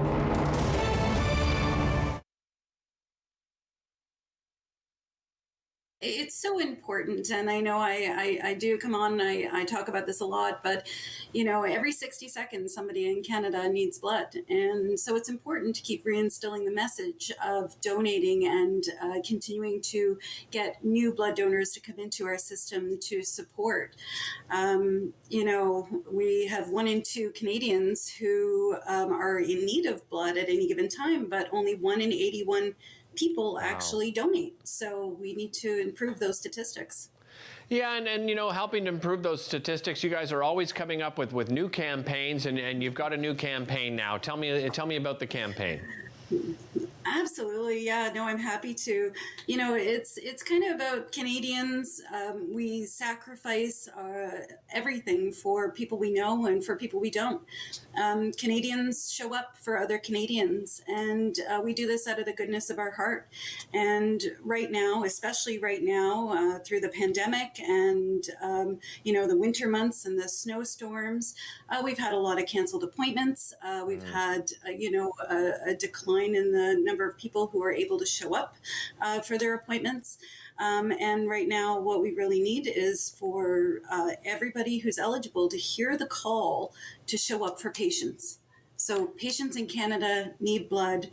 we want you to show up. We want you to say we're here for you. And with currently only 4% of Canadians who donate blood, we want more people to show up and improve those numbers and really make sure that the hospital patients are comfortable and that they know that blood will always be there for them when and where they need it. Yeah, and Jan, you mentioned the pandemic, right? And that probably, as you said, had it's one of the biggest reasons why people perhaps have stopped. But you do have health and safety protocols, and we want to encourage people and let them know that those health and safety protocols remain in place. Let's talk a little bit about those. Absolutely. Well, first of all, our workforce, our volunteers, everybody who works within the blood donor clinic is fully vaccinated. And we have many wellness procedures throughout, step by step. If you donated through the pandemic, you'll notice the distancing, you'll notice the wellness stations, the health checks at the front end, some more eligibility criteria, as you can imagine. But all of it is just to make sure that the experience itself is safe and reliable. And now we need people to come in and go through that process with us so that the end outcome, again, is that lovely unit of blood going to a hospital somewhere to help a patient.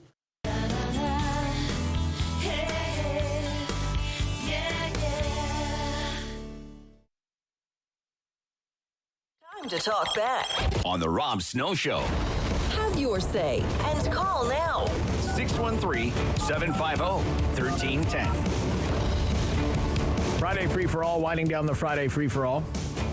And Steve Warren is going to join us.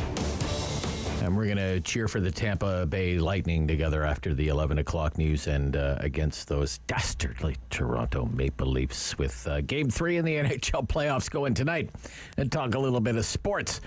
But I see some callers want to talk about the Conservative Party leadership, and that's good.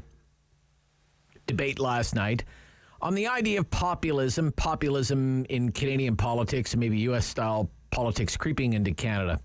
This is what Jean Charest said about this last night. I thought it was his best moment of the night, kind of like the Captain Canada of old Jean Charest. Let's listen to this. Charest on U.S.-style politics. This is central to this leadership race. We have a choice. And Canadians who are watching us see this choice. Either we're going to go down the road of American-style politics with the division and the polarization, the hot button, the sloganism, the attack dog attacks, or we're going to stay Canadian. And we will be the Canadian Conservative Party that we should be and that we're destined to be and that they want us to be. A national party able to connect all parts of the country, whether it's Alberta, Quebec, or Ontario. That is what we're destined to be. So, no, we should not import American politics into this country. And we should stand for what we believe in and the values that we believe in as Canadians. And I will fight that style because for Canada, keep in mind, this type of politics, Americans may be able to survive.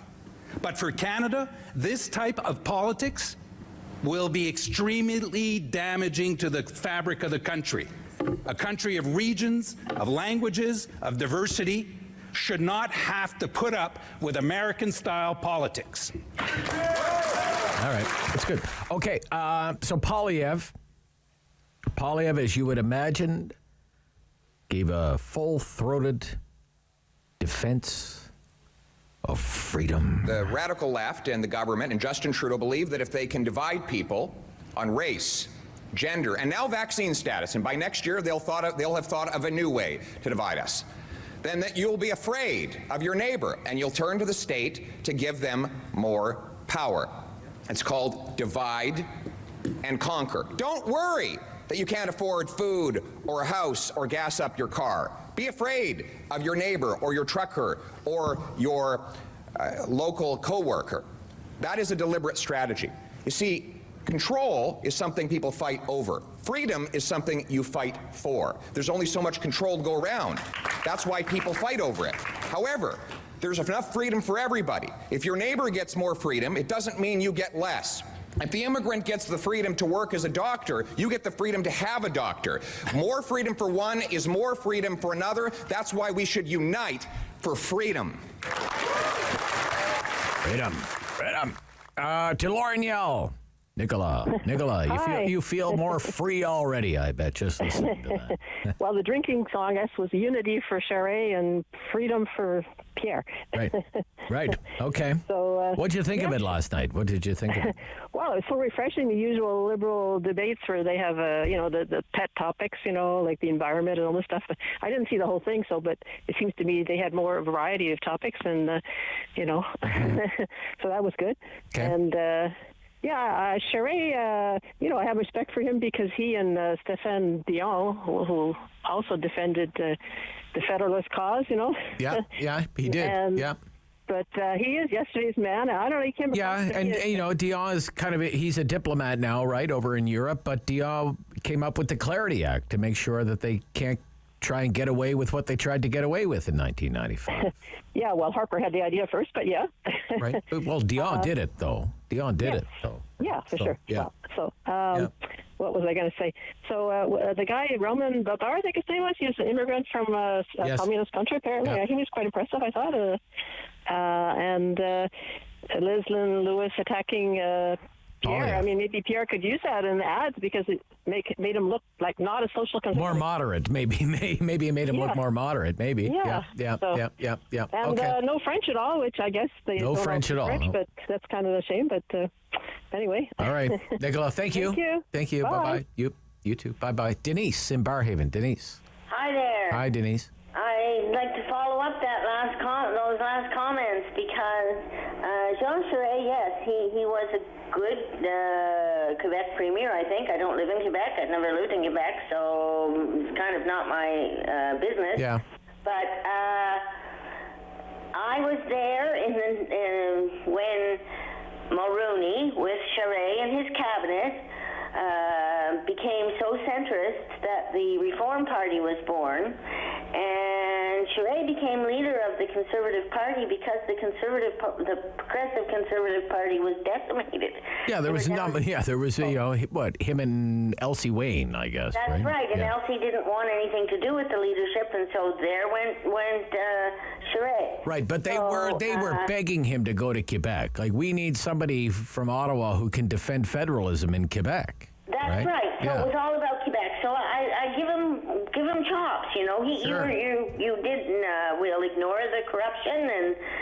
Well, it's hard to. Okay, you did well in Quebec. Yeah, he was investigated for that. Nothing ever came of that for him. But I mean, my gosh. The leader. Well, he was the leader of the provincial government. A lot of municipal politicians were snared in corruption investigations. Like a lot of. Yeah, a lot of his buddies too. Yeah. Let's admit, and really, if you delve down in it, I suspect every government you would find those slugs under the rock. But, okay, all right. No, I just think that it's really dangerous for the Conservative. I mean, he goes around saying he's going to unite the party. Mm-hmm. I was there in Alberta, and I was not reformer. I was a progressive conservative, but I watched how they reacted and how they despised the Albertans. And they what? These regional people want to take power in the party? Like, come on. Yeah. So you're afraid that if somebody like Charest or Patrick Brown becomes the leader, the party might not survive. It'll splinter again, right? That's what I think. Yeah, that's a legitimate fear. I'm very worried, and I don't know. I don't have any fancy answers for people because I understand that you only have to listen to know that. Polliner is also divisive, so I don't know. I somewhat despair that we will be able to address the natural governing party at all.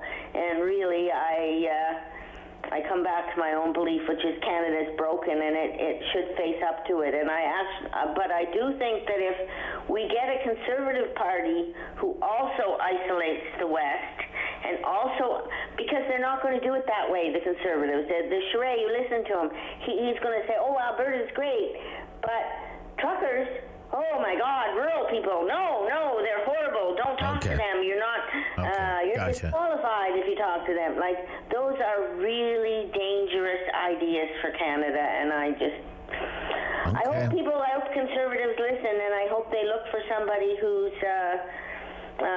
really, truly brings people together. I'm not sure if that's a dream, but it's mine. Dare to dream. Dare to dream. It's Thank you, mine. Denise. Okay, bye. Thank you. Thank you. In Manotick. Rob, in Manotick. Good morning, Rob. How Morning. are you? I'm good, sir. Thank you. I'm driving my F-550 guzzling gas. I'm working. Okay. Holy cow. That's got to hurt. They're gonna ban me pretty soon. Yeah. So, Okay. gonna get me. So, I wanted to talk to you the other day about the poor woman who wants to take advantage of assisted death. Yeah, that was yesterday's show, yeah. I had to pull my car over in a truck, and I felt a very, very sad and somber feeling of that kind of story. I think so. Yep. I really wonder what kind of society we're coming to and how we look after our people, and our politicians just pay it lip service. Oh, well, we're just going to throw some money at it with no real solution. And I don't think that that's what Canadians want. No. This is look, when we were doing the MAID discussion and having the debates about MAID, and we've been having them now 7 years.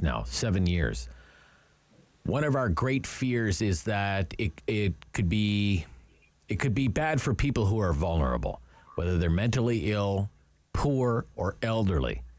And when you read, and that's a story from one of the best-known health reporters in the country, Avis Favreau, who is reporting that a woman is opting for MAID because she's underhoused. She has poor housing, and it's making her sick to the point where she'd rather be dead. That's not what MAID was supposed to be about. No more excuses, though. Yeah. Any of our politicians, from any party, there's no excuse for this in our country. Absolutely agree. Thanks, Rob. Bit of an echo there. Bit of an echo. Ray, you want to complain about the gas price, Ray? Hey, Rob, how you doing? I'm good, Ray. What are you paying for gas? $194.9 I saw this morning. Yep. Yeah, so, painful. What I find interesting, I just came back from Europe not too long ago, right? And the gas prices there don't fluctuate like they do here on a daily basis. Okay. There, it's, they go week on end without price fluctuations. Well, maybe they're regulated. Maybe some provinces do that. Where my dad lives in Nova Scotia, they regulate the price of gas. The Ontario New Democrats want to do that here. You can save a little bit of money for a few days instead of the price fluctuating on a daily basis. A regulator changes the price once a week. So instead of it going up, say, 2 cents today, 2 cents tomorrow, 2 cents the next day, it'll go up all in one shot. It'll go up 6 cents, usually on Friday night. This is the Rob Snow Show, City News.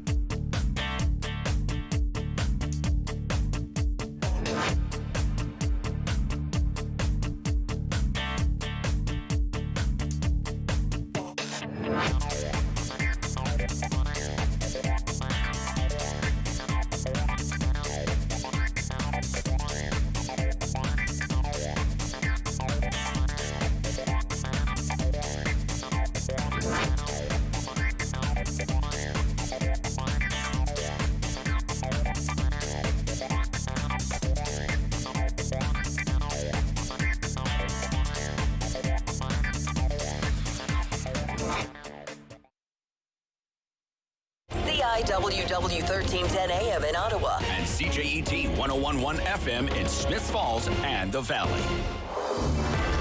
Number 1 for local news in Ottawa and the Valley. This is City News, now on 1011 FM and 1310 AM.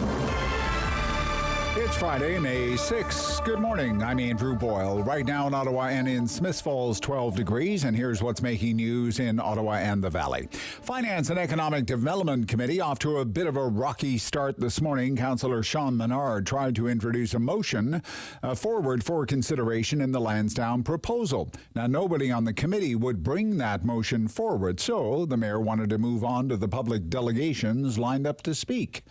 Menard was not happy. And for you not to put it on the floor is an affront to democracy. I'm asking you whether you agree with the motion or not to put it on the floor today, Mayor. So no member of committee wishes to do that. So we're going to go into public delegations now.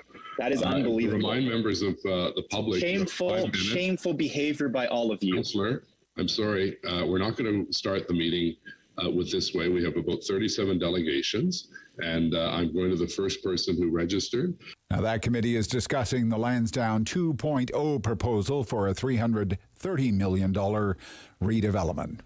City News Time, 11:02. Now your forecast with meteorologist Jill Taylor. We are in for a beautiful stretch of weather, plenty of sunshine, and it's going to get warmer too. Today's high 17, tonight mainly clear near 3, and tomorrow sunshine about 16, up to 19 for Mother's Day Sunday with lots of sunshine. For today, the high 17. And right now in Ottawa and in Smiths Falls, it's 12 degrees. The NDP is promising to build an additional 1.5 million homes in the province during this election campaign. In the province, leader Andrea Horwath says under the last 4 years of Conservative rule, homes cost $500,000 now more than they did 4 years ago. She feels there are homes bought by speculators that remain empty and says her party will focus on families, not speculators. NDP proposal would be for at least 250,000 affordable rental houses over the next 10 years. The latest election promise from the Liberal Party in Ontario, if elected June 2nd, there would be an optional grade 13 for those who choose, as well as 1,000 more mental health professionals hired for schools to deal with any harm students are feeling from the COVID pandemic.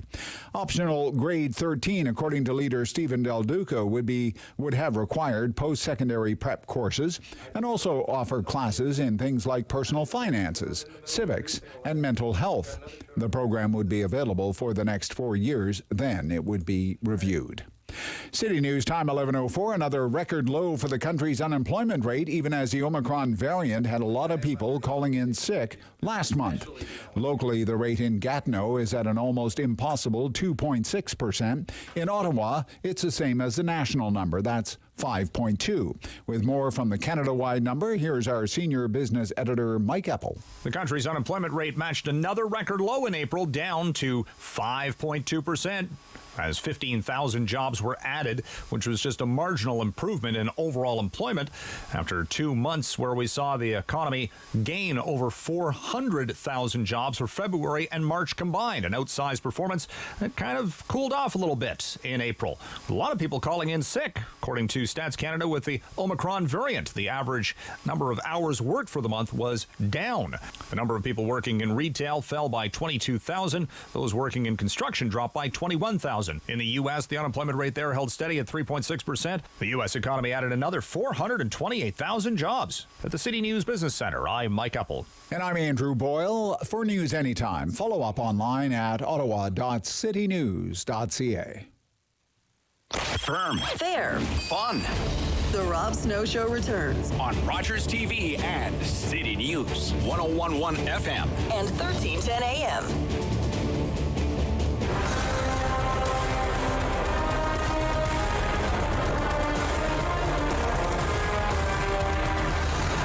NHL playoffs, round 1. Steve Warren is here from the SWP. Steve Warren Project, Sens Nation Podcast, SensNationHockey.com. Good morning, Steve. Good morning, Rob. You know, Steve and I have a lot in common. Longtime radio broadcasters. Both love the Senators. And we both can't stand the Leafs.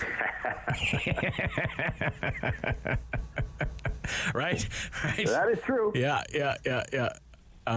Game 3 tonight. And it's really been a tale of two games in this series with the Leafs and the Lightning. What have you thought of this series so far, Steve? Well, yeah, I think you assessed it nicely there. It's just those first two games couldn't be more polar opposite. Toronto came out and just, they punched the champs in the face in game one. Yeah. Can't argue that. I mean, and they answered so many questions. Mitch Marner, he's rough in the playoffs. He's struggling, and a lot of people didn't trust Jack Campbell, and he ended up getting a shutout. And Marner broke out of his playoff slump, and Matthews was excellent. The fans were crazy, but as we saw in game two, it's only one game, and you look at Andrei Vasilevsky. I don't know if you saw this stat going into game two. Over the last 2 years, Vasilevsky is 14-0 with a .966 save percentage and 5 shutouts following a playoff defeat. Wow. So, that's pretty good. That's pretty good. And that's not just goalie stats, right? I mean, goalie stats, they're his stats, but they're also a reflection of Tampa Bay's excellence in rallying after a loss like that. So the Leafs have got their hands full for sure. Yeah. I mean, there's no question there. They're talented. I guess the big question was going to be for me, and I'd like to know what you have thought so far through the two games, is 1, goaltending, and 2, are they tough enough? Because the playoff game is different from the regular season game. It's a tougher game. A lot more, not a lot of room out there, a lot less room. And it could be a lot tougher and meaner. What do you think, Steve? Yeah, I think they tried to assert themselves early in the series, and that resulted in Clifford getting kicked out of the game in a 5-minute major very early on. I think you've got guys that are game, but I think generally speaking, among the core guys that you have out there for the massive amount of ice time, there's not a tremendous amount of edge out there. I think Michael Bunting's a guy who'll fly around in that top 6 and make things happen in that regard. But I think they could still go a little farther. But that's the thing about Tampa Bay; they're 2-time Cup champions for a reason. In that, whatever kind of game you want to throw at them, they can handle that. Oh, it's a skill game; it's a track meet. Fine, let's do that. If you want to muck it up, no problem. We'll stick Corey Perry on you. Yeah, Corey Perry. So it's Tampa Bay and the Leafs tonight. Series tied 1-1, 7:30, and it's on Sportsnet. So there you go. That's your headquarters for the game tonight. Go Bolts. Go Bolts. Yeah, boy. Steve, honest to goodness, I was thinking on the drive in this morning, I think the Leafs, because sometimes there is a Canadian team that'll do that Cinderella run and they'll go deep into the playoffs, kind of like the Habs did last year. But other teams have done it. And the country kind of rallies around that team. They're going to be Canada's team. And I've done that in the past. When Calgary goes deep, or the year Vancouver went to the Stanley Cup Finals and they lost and they burned the city down. I just do not see myself, even if they're the only Canadian team and even if they go all the way to the Stanley Cup Final, I'm not cheering for them. I won't. I can't. I'm not built. I'd have to have my brain totally reprogrammed in order for that to happen. Well, honestly, it's a standard line that you hear. The Cup drought goes back to '93, and they're the great Canadian hope or whatever. Whether it's Toronto or Calgary or Edmonton, wherever you're putting your stock, I think when you say things, when you jump in front of a microphone and say things like, "Well, everybody's going to be pulling for that Canadian team X, whoever that may be." Yeah. I think when you do that, you identify yourself as a fairly fringe hockey fan who's not particularly passionate about any given team. I guess if I have my druthers in a Stanley Cup final and maybe Calgary or Edmonton are there and I don't have much to say about either of those, I'll probably go for them. Sure. But you're not going to put aside a hatred of a team like the Leafs if you're an Ottawa fan. You're not just going to set that aside. No way. Like, I still haven't forgiven Gary Roberts, like it's just not going to happen. So anyway, it's fun to hate on the Leafs every now and then. So let's talk about the Jays, which is funny because I can cheer for the Jays. And I can cheer for the Raptors. I can cheer for the other Toronto teams. It's not a Toronto thing. It's just a Leaf thing. All of a sudden, the Jays are 16-11. They're 5 games over 500. They're 3 games out of first place behind the Yankees, 2.5 behind Tampa Bay. What's going on with the Jays? Well, I think we should have seen maybe this coming because they have been exciting. They've been in so many one-run games that they've managed to win. But over the last little while, it's hard to defy stats on a long-term basis. You're not going to win those one-run games every night. And when you look at run differential right now, Rob, it's really bad. It's really, really bad. Because right now, the Yankees are a plus 49. And run differential, by the way, is team runs scored versus team runs allowed. The Yankees have scored 49 more runs than they've given up. The Jays are a minus 8 right now. Their 110 runs that they've allowed is the most in the American League so far this year. Wow. Of everybody. So while we're excited, while the Jays are going to be high-event baseball, while I think they are contenders, true contenders, right now you got to kind of get that – you got to get those runs allowed down because we know they're going to be fireworks offensively all season long. They've just got to stop the other team from doing same on almost a nightly basis. Yeah. Team ERA 3.67 means you got to score 4 every game to try to win, basically. So we'll see what happens with the Jays. All right, I'm really looking forward to the golf gossip. Golf gossip. There's lots of buzz again about this Saudi tour. Phil Mickelson is a central figure there. We're going to talk about Sergio Garcia, too. But I guess there's this damning expose that's coming out about Phil Mickelson, and it turns out he has lost, according to this book, $40 million in gambling. $40 million in gambling. Phil Mickelson. Holy smokes. I mean, Phil Mickelson, when Tiger fell out of favor, he was kind of, the fan favorite, Phil Mickelson. I don't know if that's the case anymore, Steve. He's kind of become, all of a sudden, golf's bad guy. What do you think? Well, I think for the average golf fan, I don't think that it's the gambling thing. He does like the action. I think most PGA fans knew he liked the action, even out there in a random fun round with pals. He was, had the reputation as a guy who didn't mind putting a few shekels down on his game. But it's more that conversation about, this PGA Tour made Phil Mickelson, and he made a lot of money on the PGA Tour, and for him to be kind of burying it in that expose you mentioned, it didn't rub people the right way. He certainly had that whole reputation of what they call him, Fig Jam, in the early part of his career with other guys on the PGA Tour. I'm good, just ask me. Yeah. And so that tells you some things as well. But he seemed to have mended the fences there. He seemed to have restored his reputation until this expose came out. And it's unfortunate because he was such an amazing story not that long ago at age 50, winning a major. It was crazy. It was great. Right. So unfortunate. Yeah. Yeah, some bombshell allegations. I mean, losing $40 million in gambling, not paying his caddy, had a rift with a caddy. Caddy said he owed him money, refused to pay him. So anyway, and then talking about, bad-mouthing the PGA Tour where he's made all his money.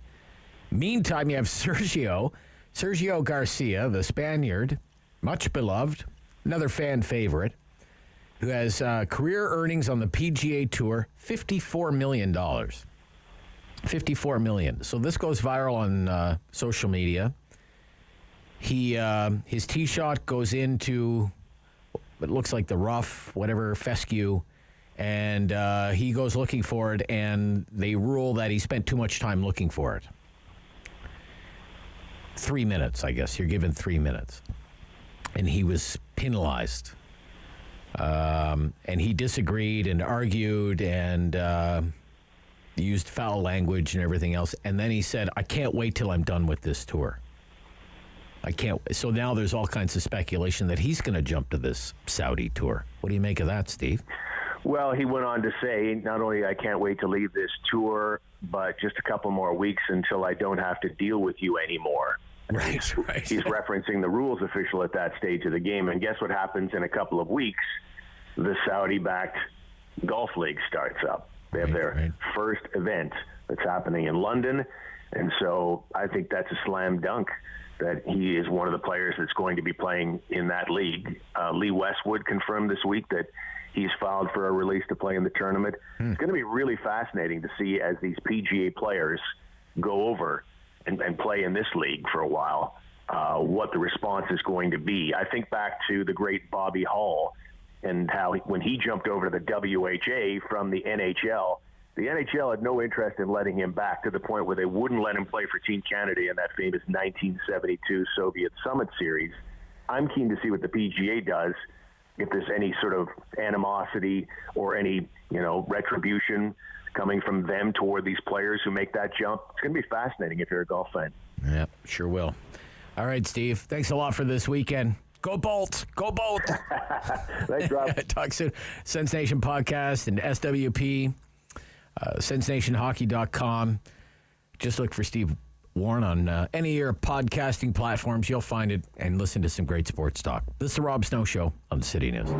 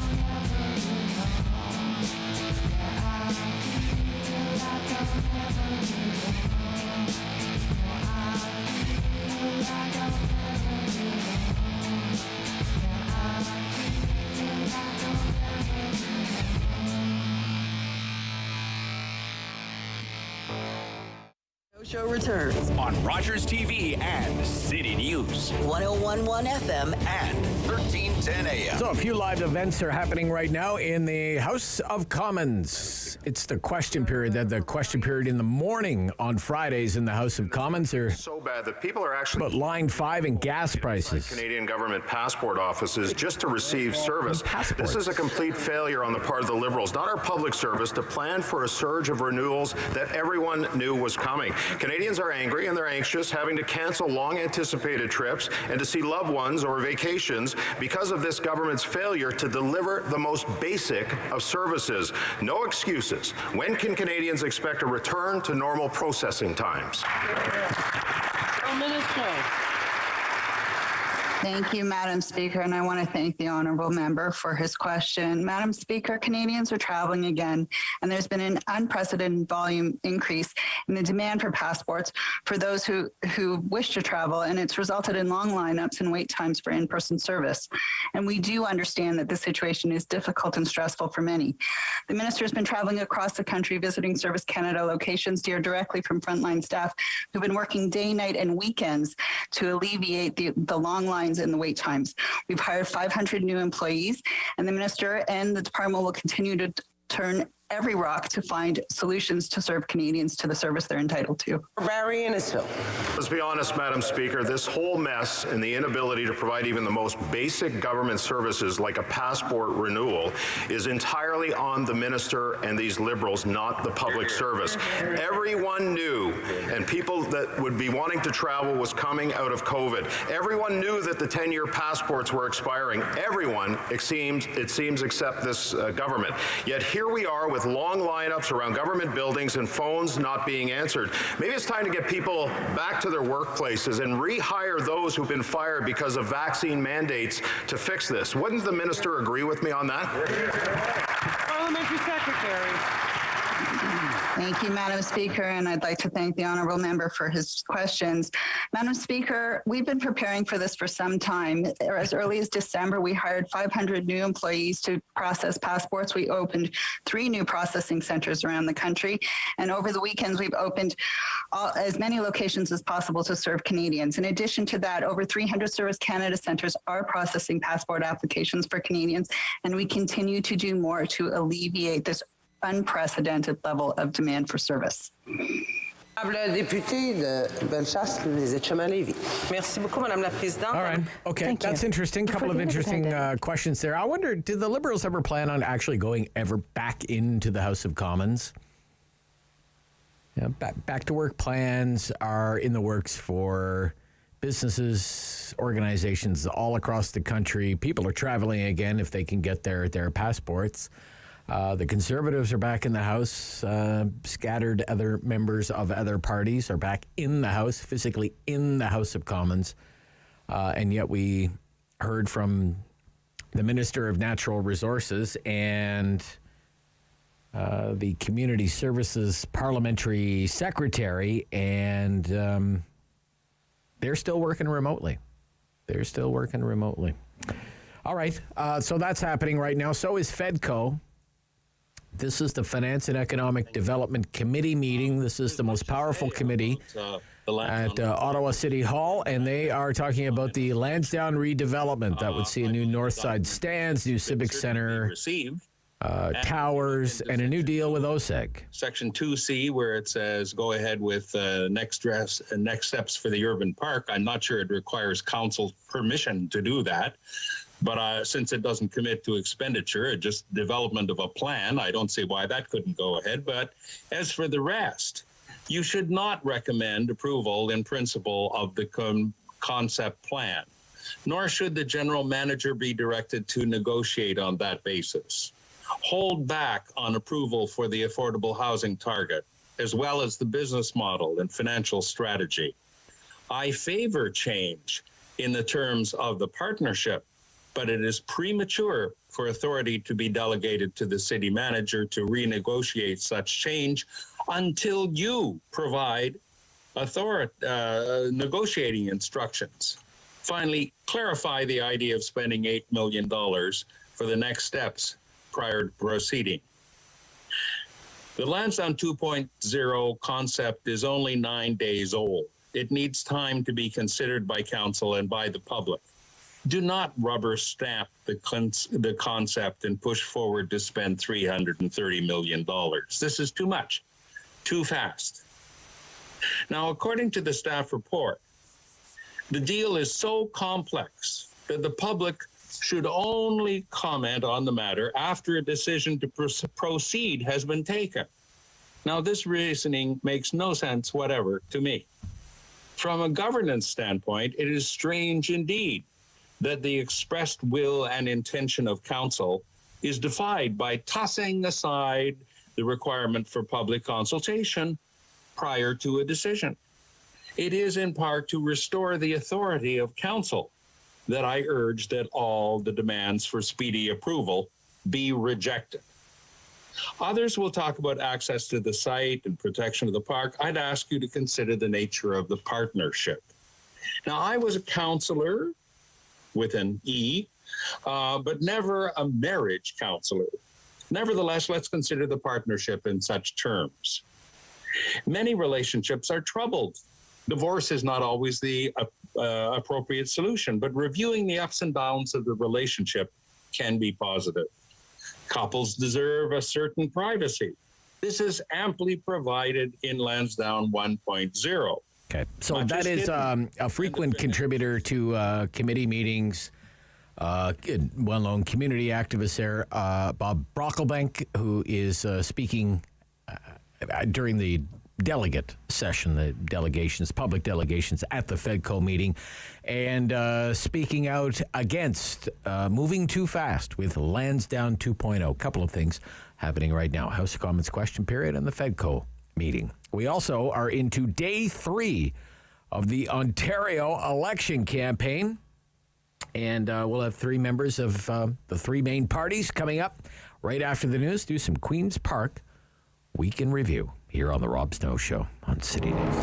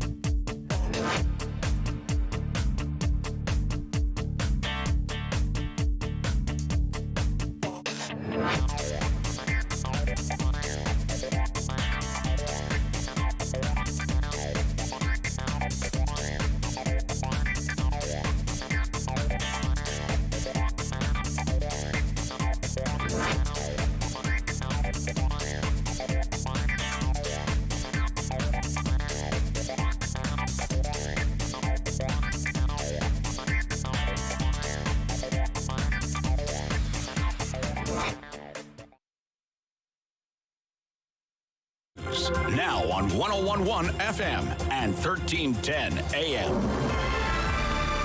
It's Friday, May 6th. Good morning. I'm Danielle Bain. Right now in Ottawa, it's partly cloudy skies, 13 degrees. In Smiths Falls, it's 12. Here's what's making news this hour.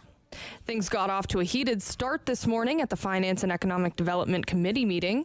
Councillor Sean Menard tried to introduce a motion forward for consideration in the Lansdowne proposal. Nobody on the committee would bring the motion forward, so the mayor wanted to move on to the public delegations lined up to speak.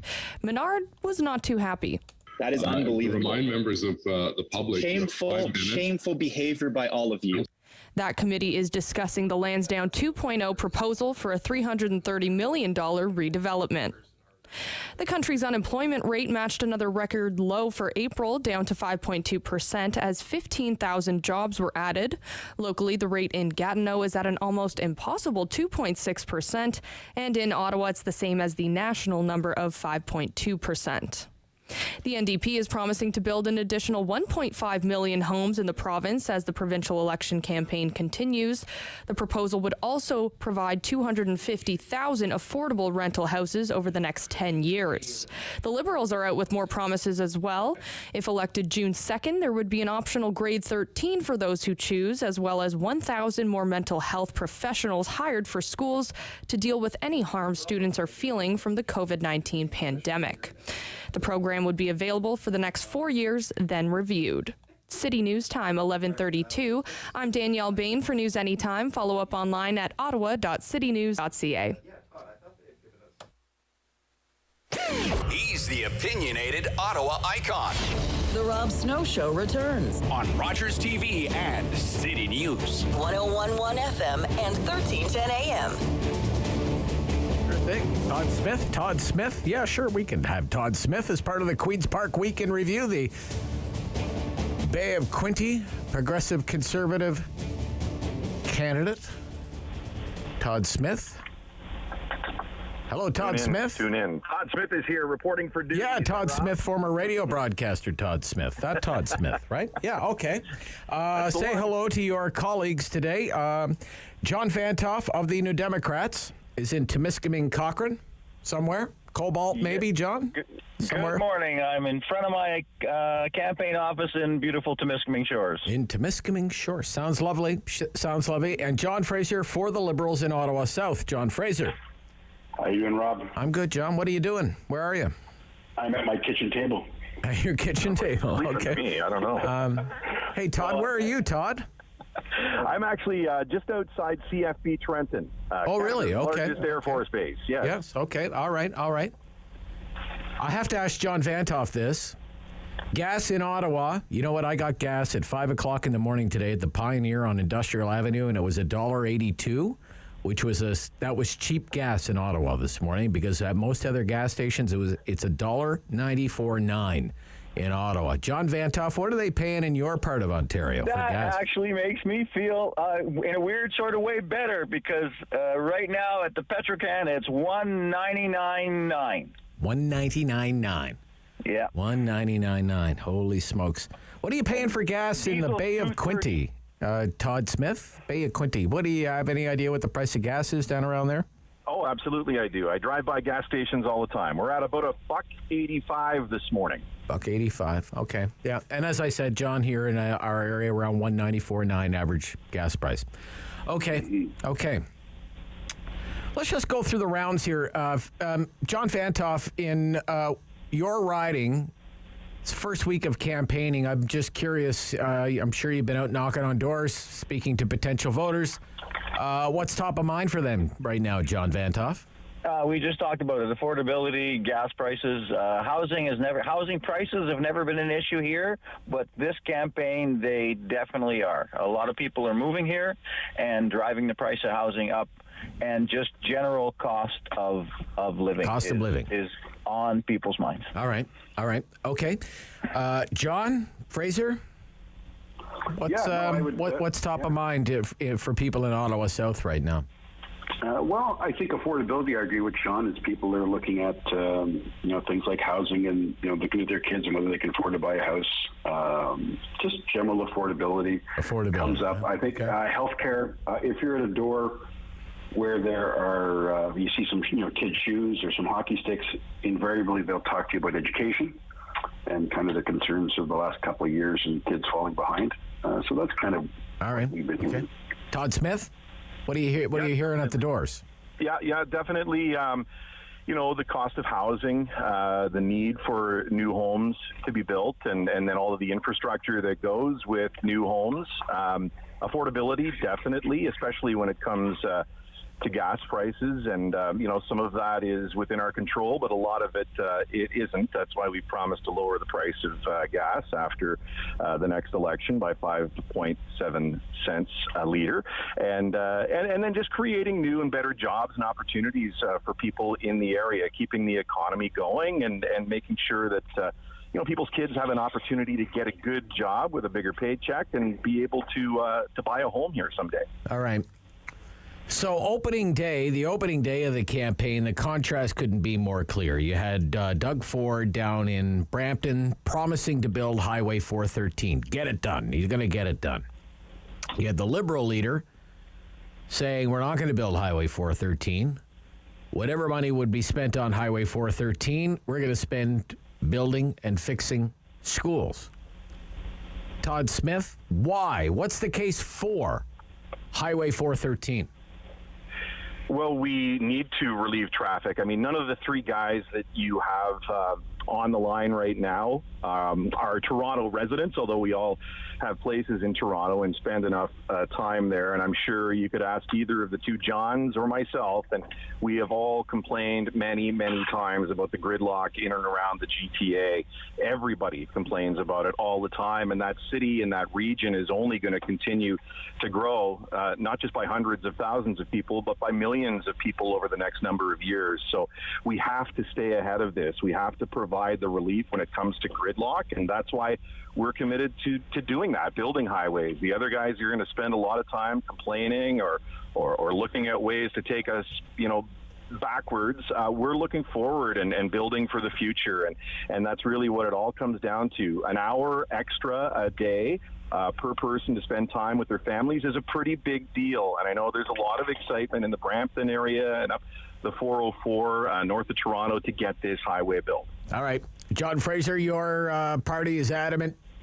Elect the Liberals, no Highway 413. Better schools. Exactly. That's exactly right. Okay. We just don't think we should be spending money on a highway that's not going to save people an hour. Will literally save them minutes, and it's not going to get built for at least a decade or more. And if you take a look along the route of that highway and look at all the people who own the land beside that highway, you may want to know why the Premier is so intent on doing it. We just think it's more important to invest in 200 new schools, make better 4,500 schools, so our kids have better, safer places to learn. We just think that's a priority, and the choice is Ontarians. Okay. John Vanhoff, what's the NDP say about Highway 413? Yeah, we have always been strongly opposed to 413, maybe for a slightly different reason. Okay. I'm very strong on this. So in Ontario, we lose over 175 acres a day of the best agricultural land in the world, and Highway 413 will basically and I'm going to use the word condemn, everything around it eventually will be built up, and at some point we are going to be the same as with PPE, wondering where our ability to feed ourselves went. And at some point, a government has to decide, okay, so we need development, we need more houses, no one's disputing that. Okay. But do we need to keep building it on the best farmland in North America? And I think we have to come to that decision quickly, because once you pave it over, it's not coming back. All right. So it's kind of 2 against 1 here, Todd Smith, on 413. I'll give you a chance to rebut there if you want it. Well, I mean, just that we know that the 400 series of highways are already in gridlock every single day, and they're going to be over capacity by the end of the decade. Okay. We have to be prepared for that. Otherwise, the economy is going to come to a standstill. We have to build highways. We have to get people out of their cars, and that's why we're not just building highways, Rob. That's why we're building subways as well. For every $1 that we're spending on a highway, we're spending $3 on transit in our province right now. But we need to do both. We have to build highways and we have to build transit. All right. So $3 a ride. Now, the Liberals are promising $1 a ride. $1 a ride A buck a ride transit until the year 2024. Why, John Fraser? Well, I mean, if you're going to do it, why not just do it? Why just do it temporarily? Well, look, right now, affordability is an important issue for people. And on top of that, getting our transit systems back up to full capacity is a great idea. It also gets 400,000 cars off the road. But I did hear Todd say... You're going to put them back on the road in 2024. Well, actually... You're going to put them back on Highway 413. Rob, well, let's just say it's 18 months. It's 12 months longer than the Premier's gas tax promise, and we will deliver more into people's pockets than the Premier's gas tax promise. Okay. But I think the thing is, Rob, is look, not everybody's going to be able to use it. It will reduce congestion on our roads. It will take 400,000 cars off the road. I do want to say, I did hear Todd say, they're investing $3 in transit for every $1 I put in highways, except that the Ford government made no commitment to Ottawa public transit in the last budget. None. Zero, zilch. All Toronto, no Ottawa. Okay, well, right now, there's a lot of things are up in the air with Ottawa public transit right now because of the federal government is the major user of public transit, and there's no solid back to the office plan yet. But anyway, who wanted in there? A buck a ride. John Vantoff, you want to respond? Buck a ride is the promise there. It sounds strangely like buck a beer. It's an election slogan. Yeah. And we all need any break that people can get on driving or transit. There's no transit in my riding at all, so it's but transit is a huge issue for many people I know. But let's come up with a long-term plan to actually that the provincial government can start or return to being the partner of paying the half of the transit fees, so that cities can plan, towns can plan for more long-term service, as opposed to, we'll give you a short time break just to get elected, and then you'll get hit after. It's the same as the gas tax. Let's put in some policies that actually are going to give people some security. A gimmick. You're saying it's a gimmick. Is that what you're saying? It sounds gimmicky. It sounds gimmicky. Okay. It's this election, like the last one, is starting to sound a bit like Dollarama. Okay. All right. Todd Smith on buck a ride. Public transit until 2024. A buck a ride. Well, it sounds gimmicky, but the math doesn't work on it either, Rob. I mean, Del Duca is saying it's going to cost $1.1 billion, but all you have to do is take a look at the number of riders in the subsidy that they're talking about here, and it works out to over $2 billion, of which the TTC, and I mean, John Fraser says that there's been no money for Ottawa. Well, I mean, if they went ahead with this plan, the TTC would eat up 85% of the money they're committing to this. So, under Del Duca, we saw fees go up every year when he was the Minister of Transportation in Ontario for transit. Whether it was the TTC or anywhere else in Ontario, let's face it, the Liberals love to increase taxes and fees, and Del Duca was the king of doing that when he was the Minister of Transportation each and every year. And it didn't matter if we're talking about, and not just anybody here, Rob, this is on transit, but when you're talking about those license plate sticker fees that we have now eliminated the fee for and given people a rebate back, every single year, Del Duca, when he was Minister of Transportation, increased those fees on drivers, too. So he was hitting transit and drivers with increased taxes and fees. I guess here's the thing.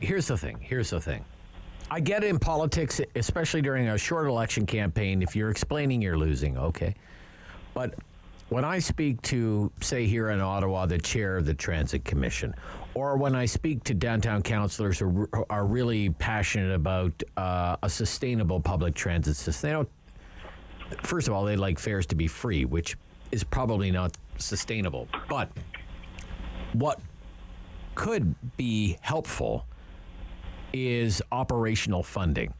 Traditionally, the role of the upper levels of government has been capital funding. For example, one third on phase 1 and phase 2 of light rail, for example. That's traditionally been the role of the provincial government in public transit in a big city like Ottawa, a big city like Toronto. Now, because ridership is so low and Whether ridership will recover post-pandemic to pre-pandemic levels is very much a doubt, especially in a government town like Ottawa. Well, I know what this city council is really looking for, some solid operational funding. Not a year and a half of a buck a ride, John Fraser. Well, it's a year and a half more than they're going to get from anybody else, isn't it? Right? It's a year and a half more than you get from the NDP or the PCs. Okay. All right. And let's see where we land after 18 months. They need operational funding. I don't know if anybody wants to. That's what we're giving them. Okay. It's all right. Operational funding. Okay. All right. Oh, we have to stop. When we stop, the NDP is promising free dental care, but it looks a lot like what's being planned already at the federal level. So John Vantoff's going to have to answer that. A big public education announcement yesterday by Stephen Del Duca promised to cap class sizes, hire 10,000 teachers. When we come back, we'll pick up on these with Todd Smith from the PCs, John Vantoff from the Democrats, John Fraser from the Liberals, all running right now in the Ontario election. Rob Snow Show, City News.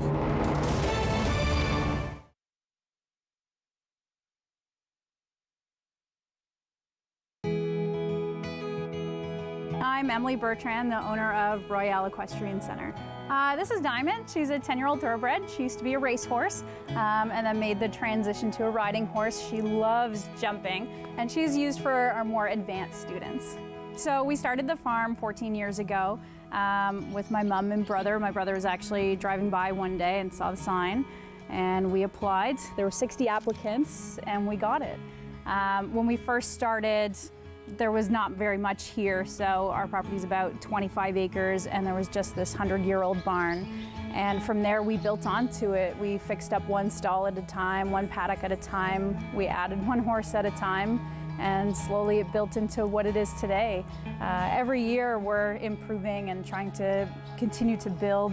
And most recently, we added 2 shed row barns this year. I love horses. I've been obsessed with horses since I was a little girl. The first time I got to ride, I was 4 years old, and I just loved it. My mom thought it was going to be a phase, and that phase never ended. I kept riding all through high school, and then eventually, started Royale Equestrian Center. It was my dream to always own a farm and to build a place that I could share my passion for horses with others and do the same thing for the kids that the horses did for me. So I absolutely love it. It's a dream come true. COVID hit, that was challenging. I was pretty stressed, especially the first few months, trying to figure out how are we going to navigate all of this. Our business is based on people coming in. We don't make much revenue if there's nobody coming in to ride. So that was really challenging. And then the other aspect of it was how are we going to care for all these horses if we're fully shut down and there's no income coming in. So we worked really hard. Some of our team were so kind to actually just come in and volunteer and help us out. And we made through it. We got through it. It's been hard and a lot of work, but it's also shown us how resilient we can be.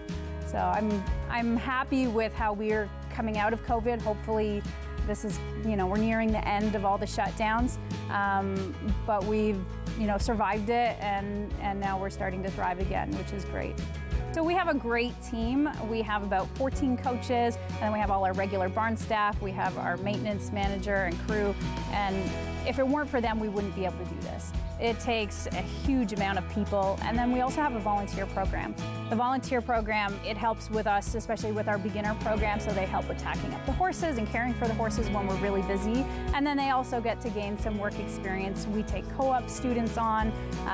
We're quite a busy and vibrant place, and it takes a lot of people to make it work, even through to behind the scenes from our accountants, my family, who are always stepping in to help out. It takes a small village. Rogers TV and City News. 101.1 FM and 1310 AM.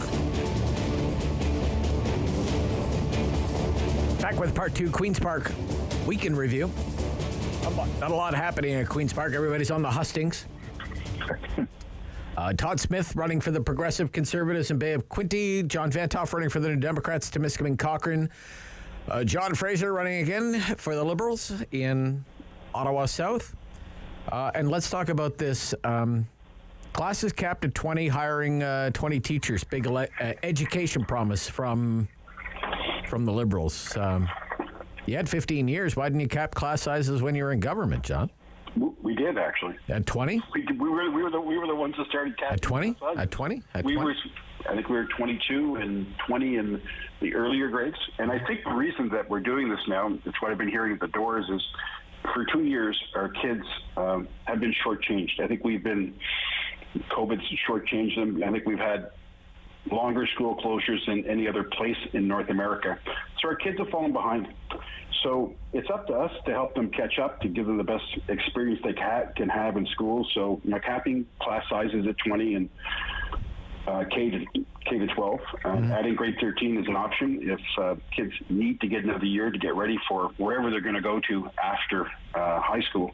I think it's a really important thing to do. I think our kids deserve it. That's why we're putting it forward.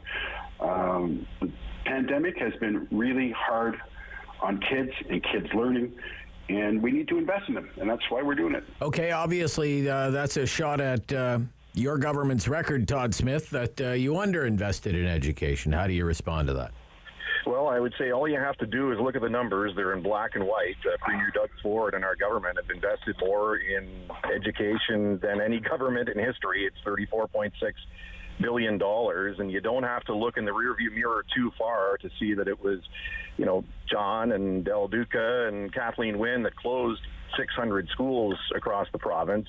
Now we're building schools right across Ontario, including about 4 new ones here in my riding, and I'm sure that Goldie Gamari and Lisa McLeod and Jeremy Roberts and Marilee Fullerton have announced schools in their ridings too. Maybe even John has in his riding in Ottawa South. I'm not sure, but we're building.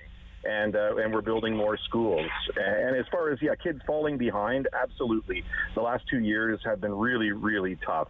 But one of the things that Minister Lecce announced was the largest tutoring program as well, $176 million new dollars in a tutoring program just to help those who have slipped, maybe weren't able to do the online learning the way that others have been able to. There is that tutoring program there that's available to them. And it was Kathleen Wynne as well that cut grade 13. So there you go. Okay. All right. John Vantoff, on the education announcement from the Liberals, what do you think of it as a New Democrat? Yeah, you know what? We would support the dropping class sizes. Smaller classes makes for much better education, particularly for kids coming out of COVID. But it kind of rings hollow because here where I am in rural Ontario, we have been in a fight of our lives to keep rural schools open, to keep classes in communities, to keep kids off buses for hours, and they continued to be closed under the government. We went through ARC process after ARC process after ARC process, and I don't know, in rural Ontario, that promise rings extremely hollow. Okay. The federal government, let me ask you this, John Vantoff. The federal government's already committed more than $5 billion to establish a dental care program. Yes.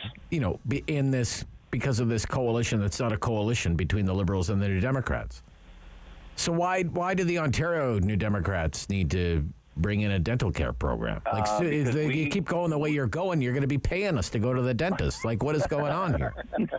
No. We have been pushing for this for several campaigns actually, and we want to go quicker than the feds, because if you think about affordability and if you think about a lot of things, we have, and I know this from my riding, I'm sure this is happening across the province, people are ending up in the emergency room because they can't afford basic dental care.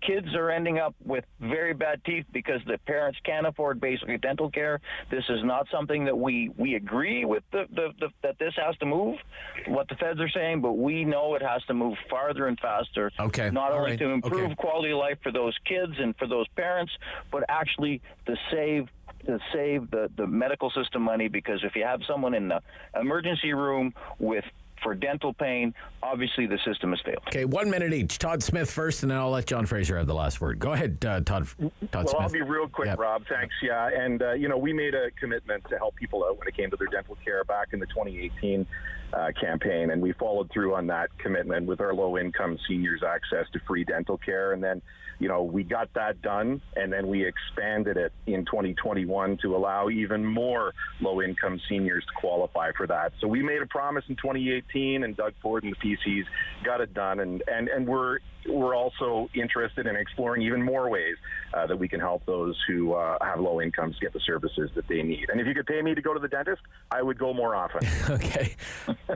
John Fraser, last word to you. Yeah, thanks, Rob. Well, there's one thing I remember from knocking on doors about 4 years ago. I knocked on the door, a gentleman came to the door, was talking to him, he asked his wife to come to the door, and she refused to come. And both of us asked her to come to the door. She eventually came to the door, and she didn't want to come to the door because her teeth were so bad.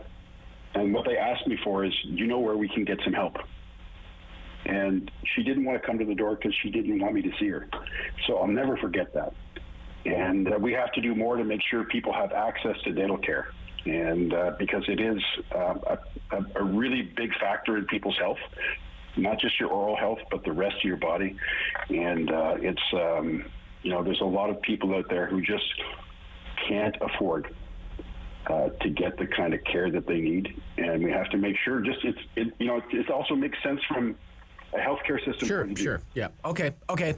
Look, good luck on the hustings, everyone.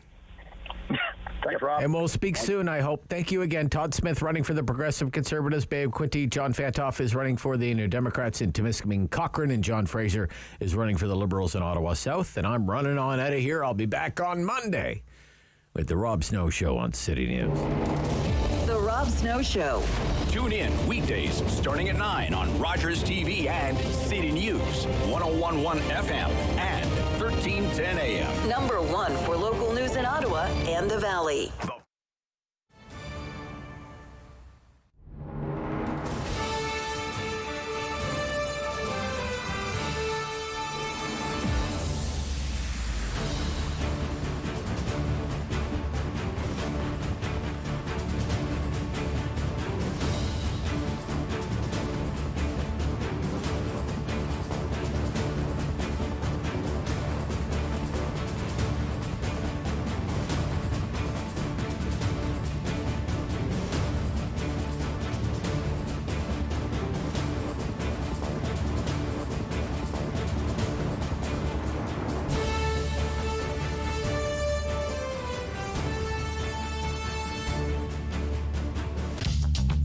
This program is brought to you by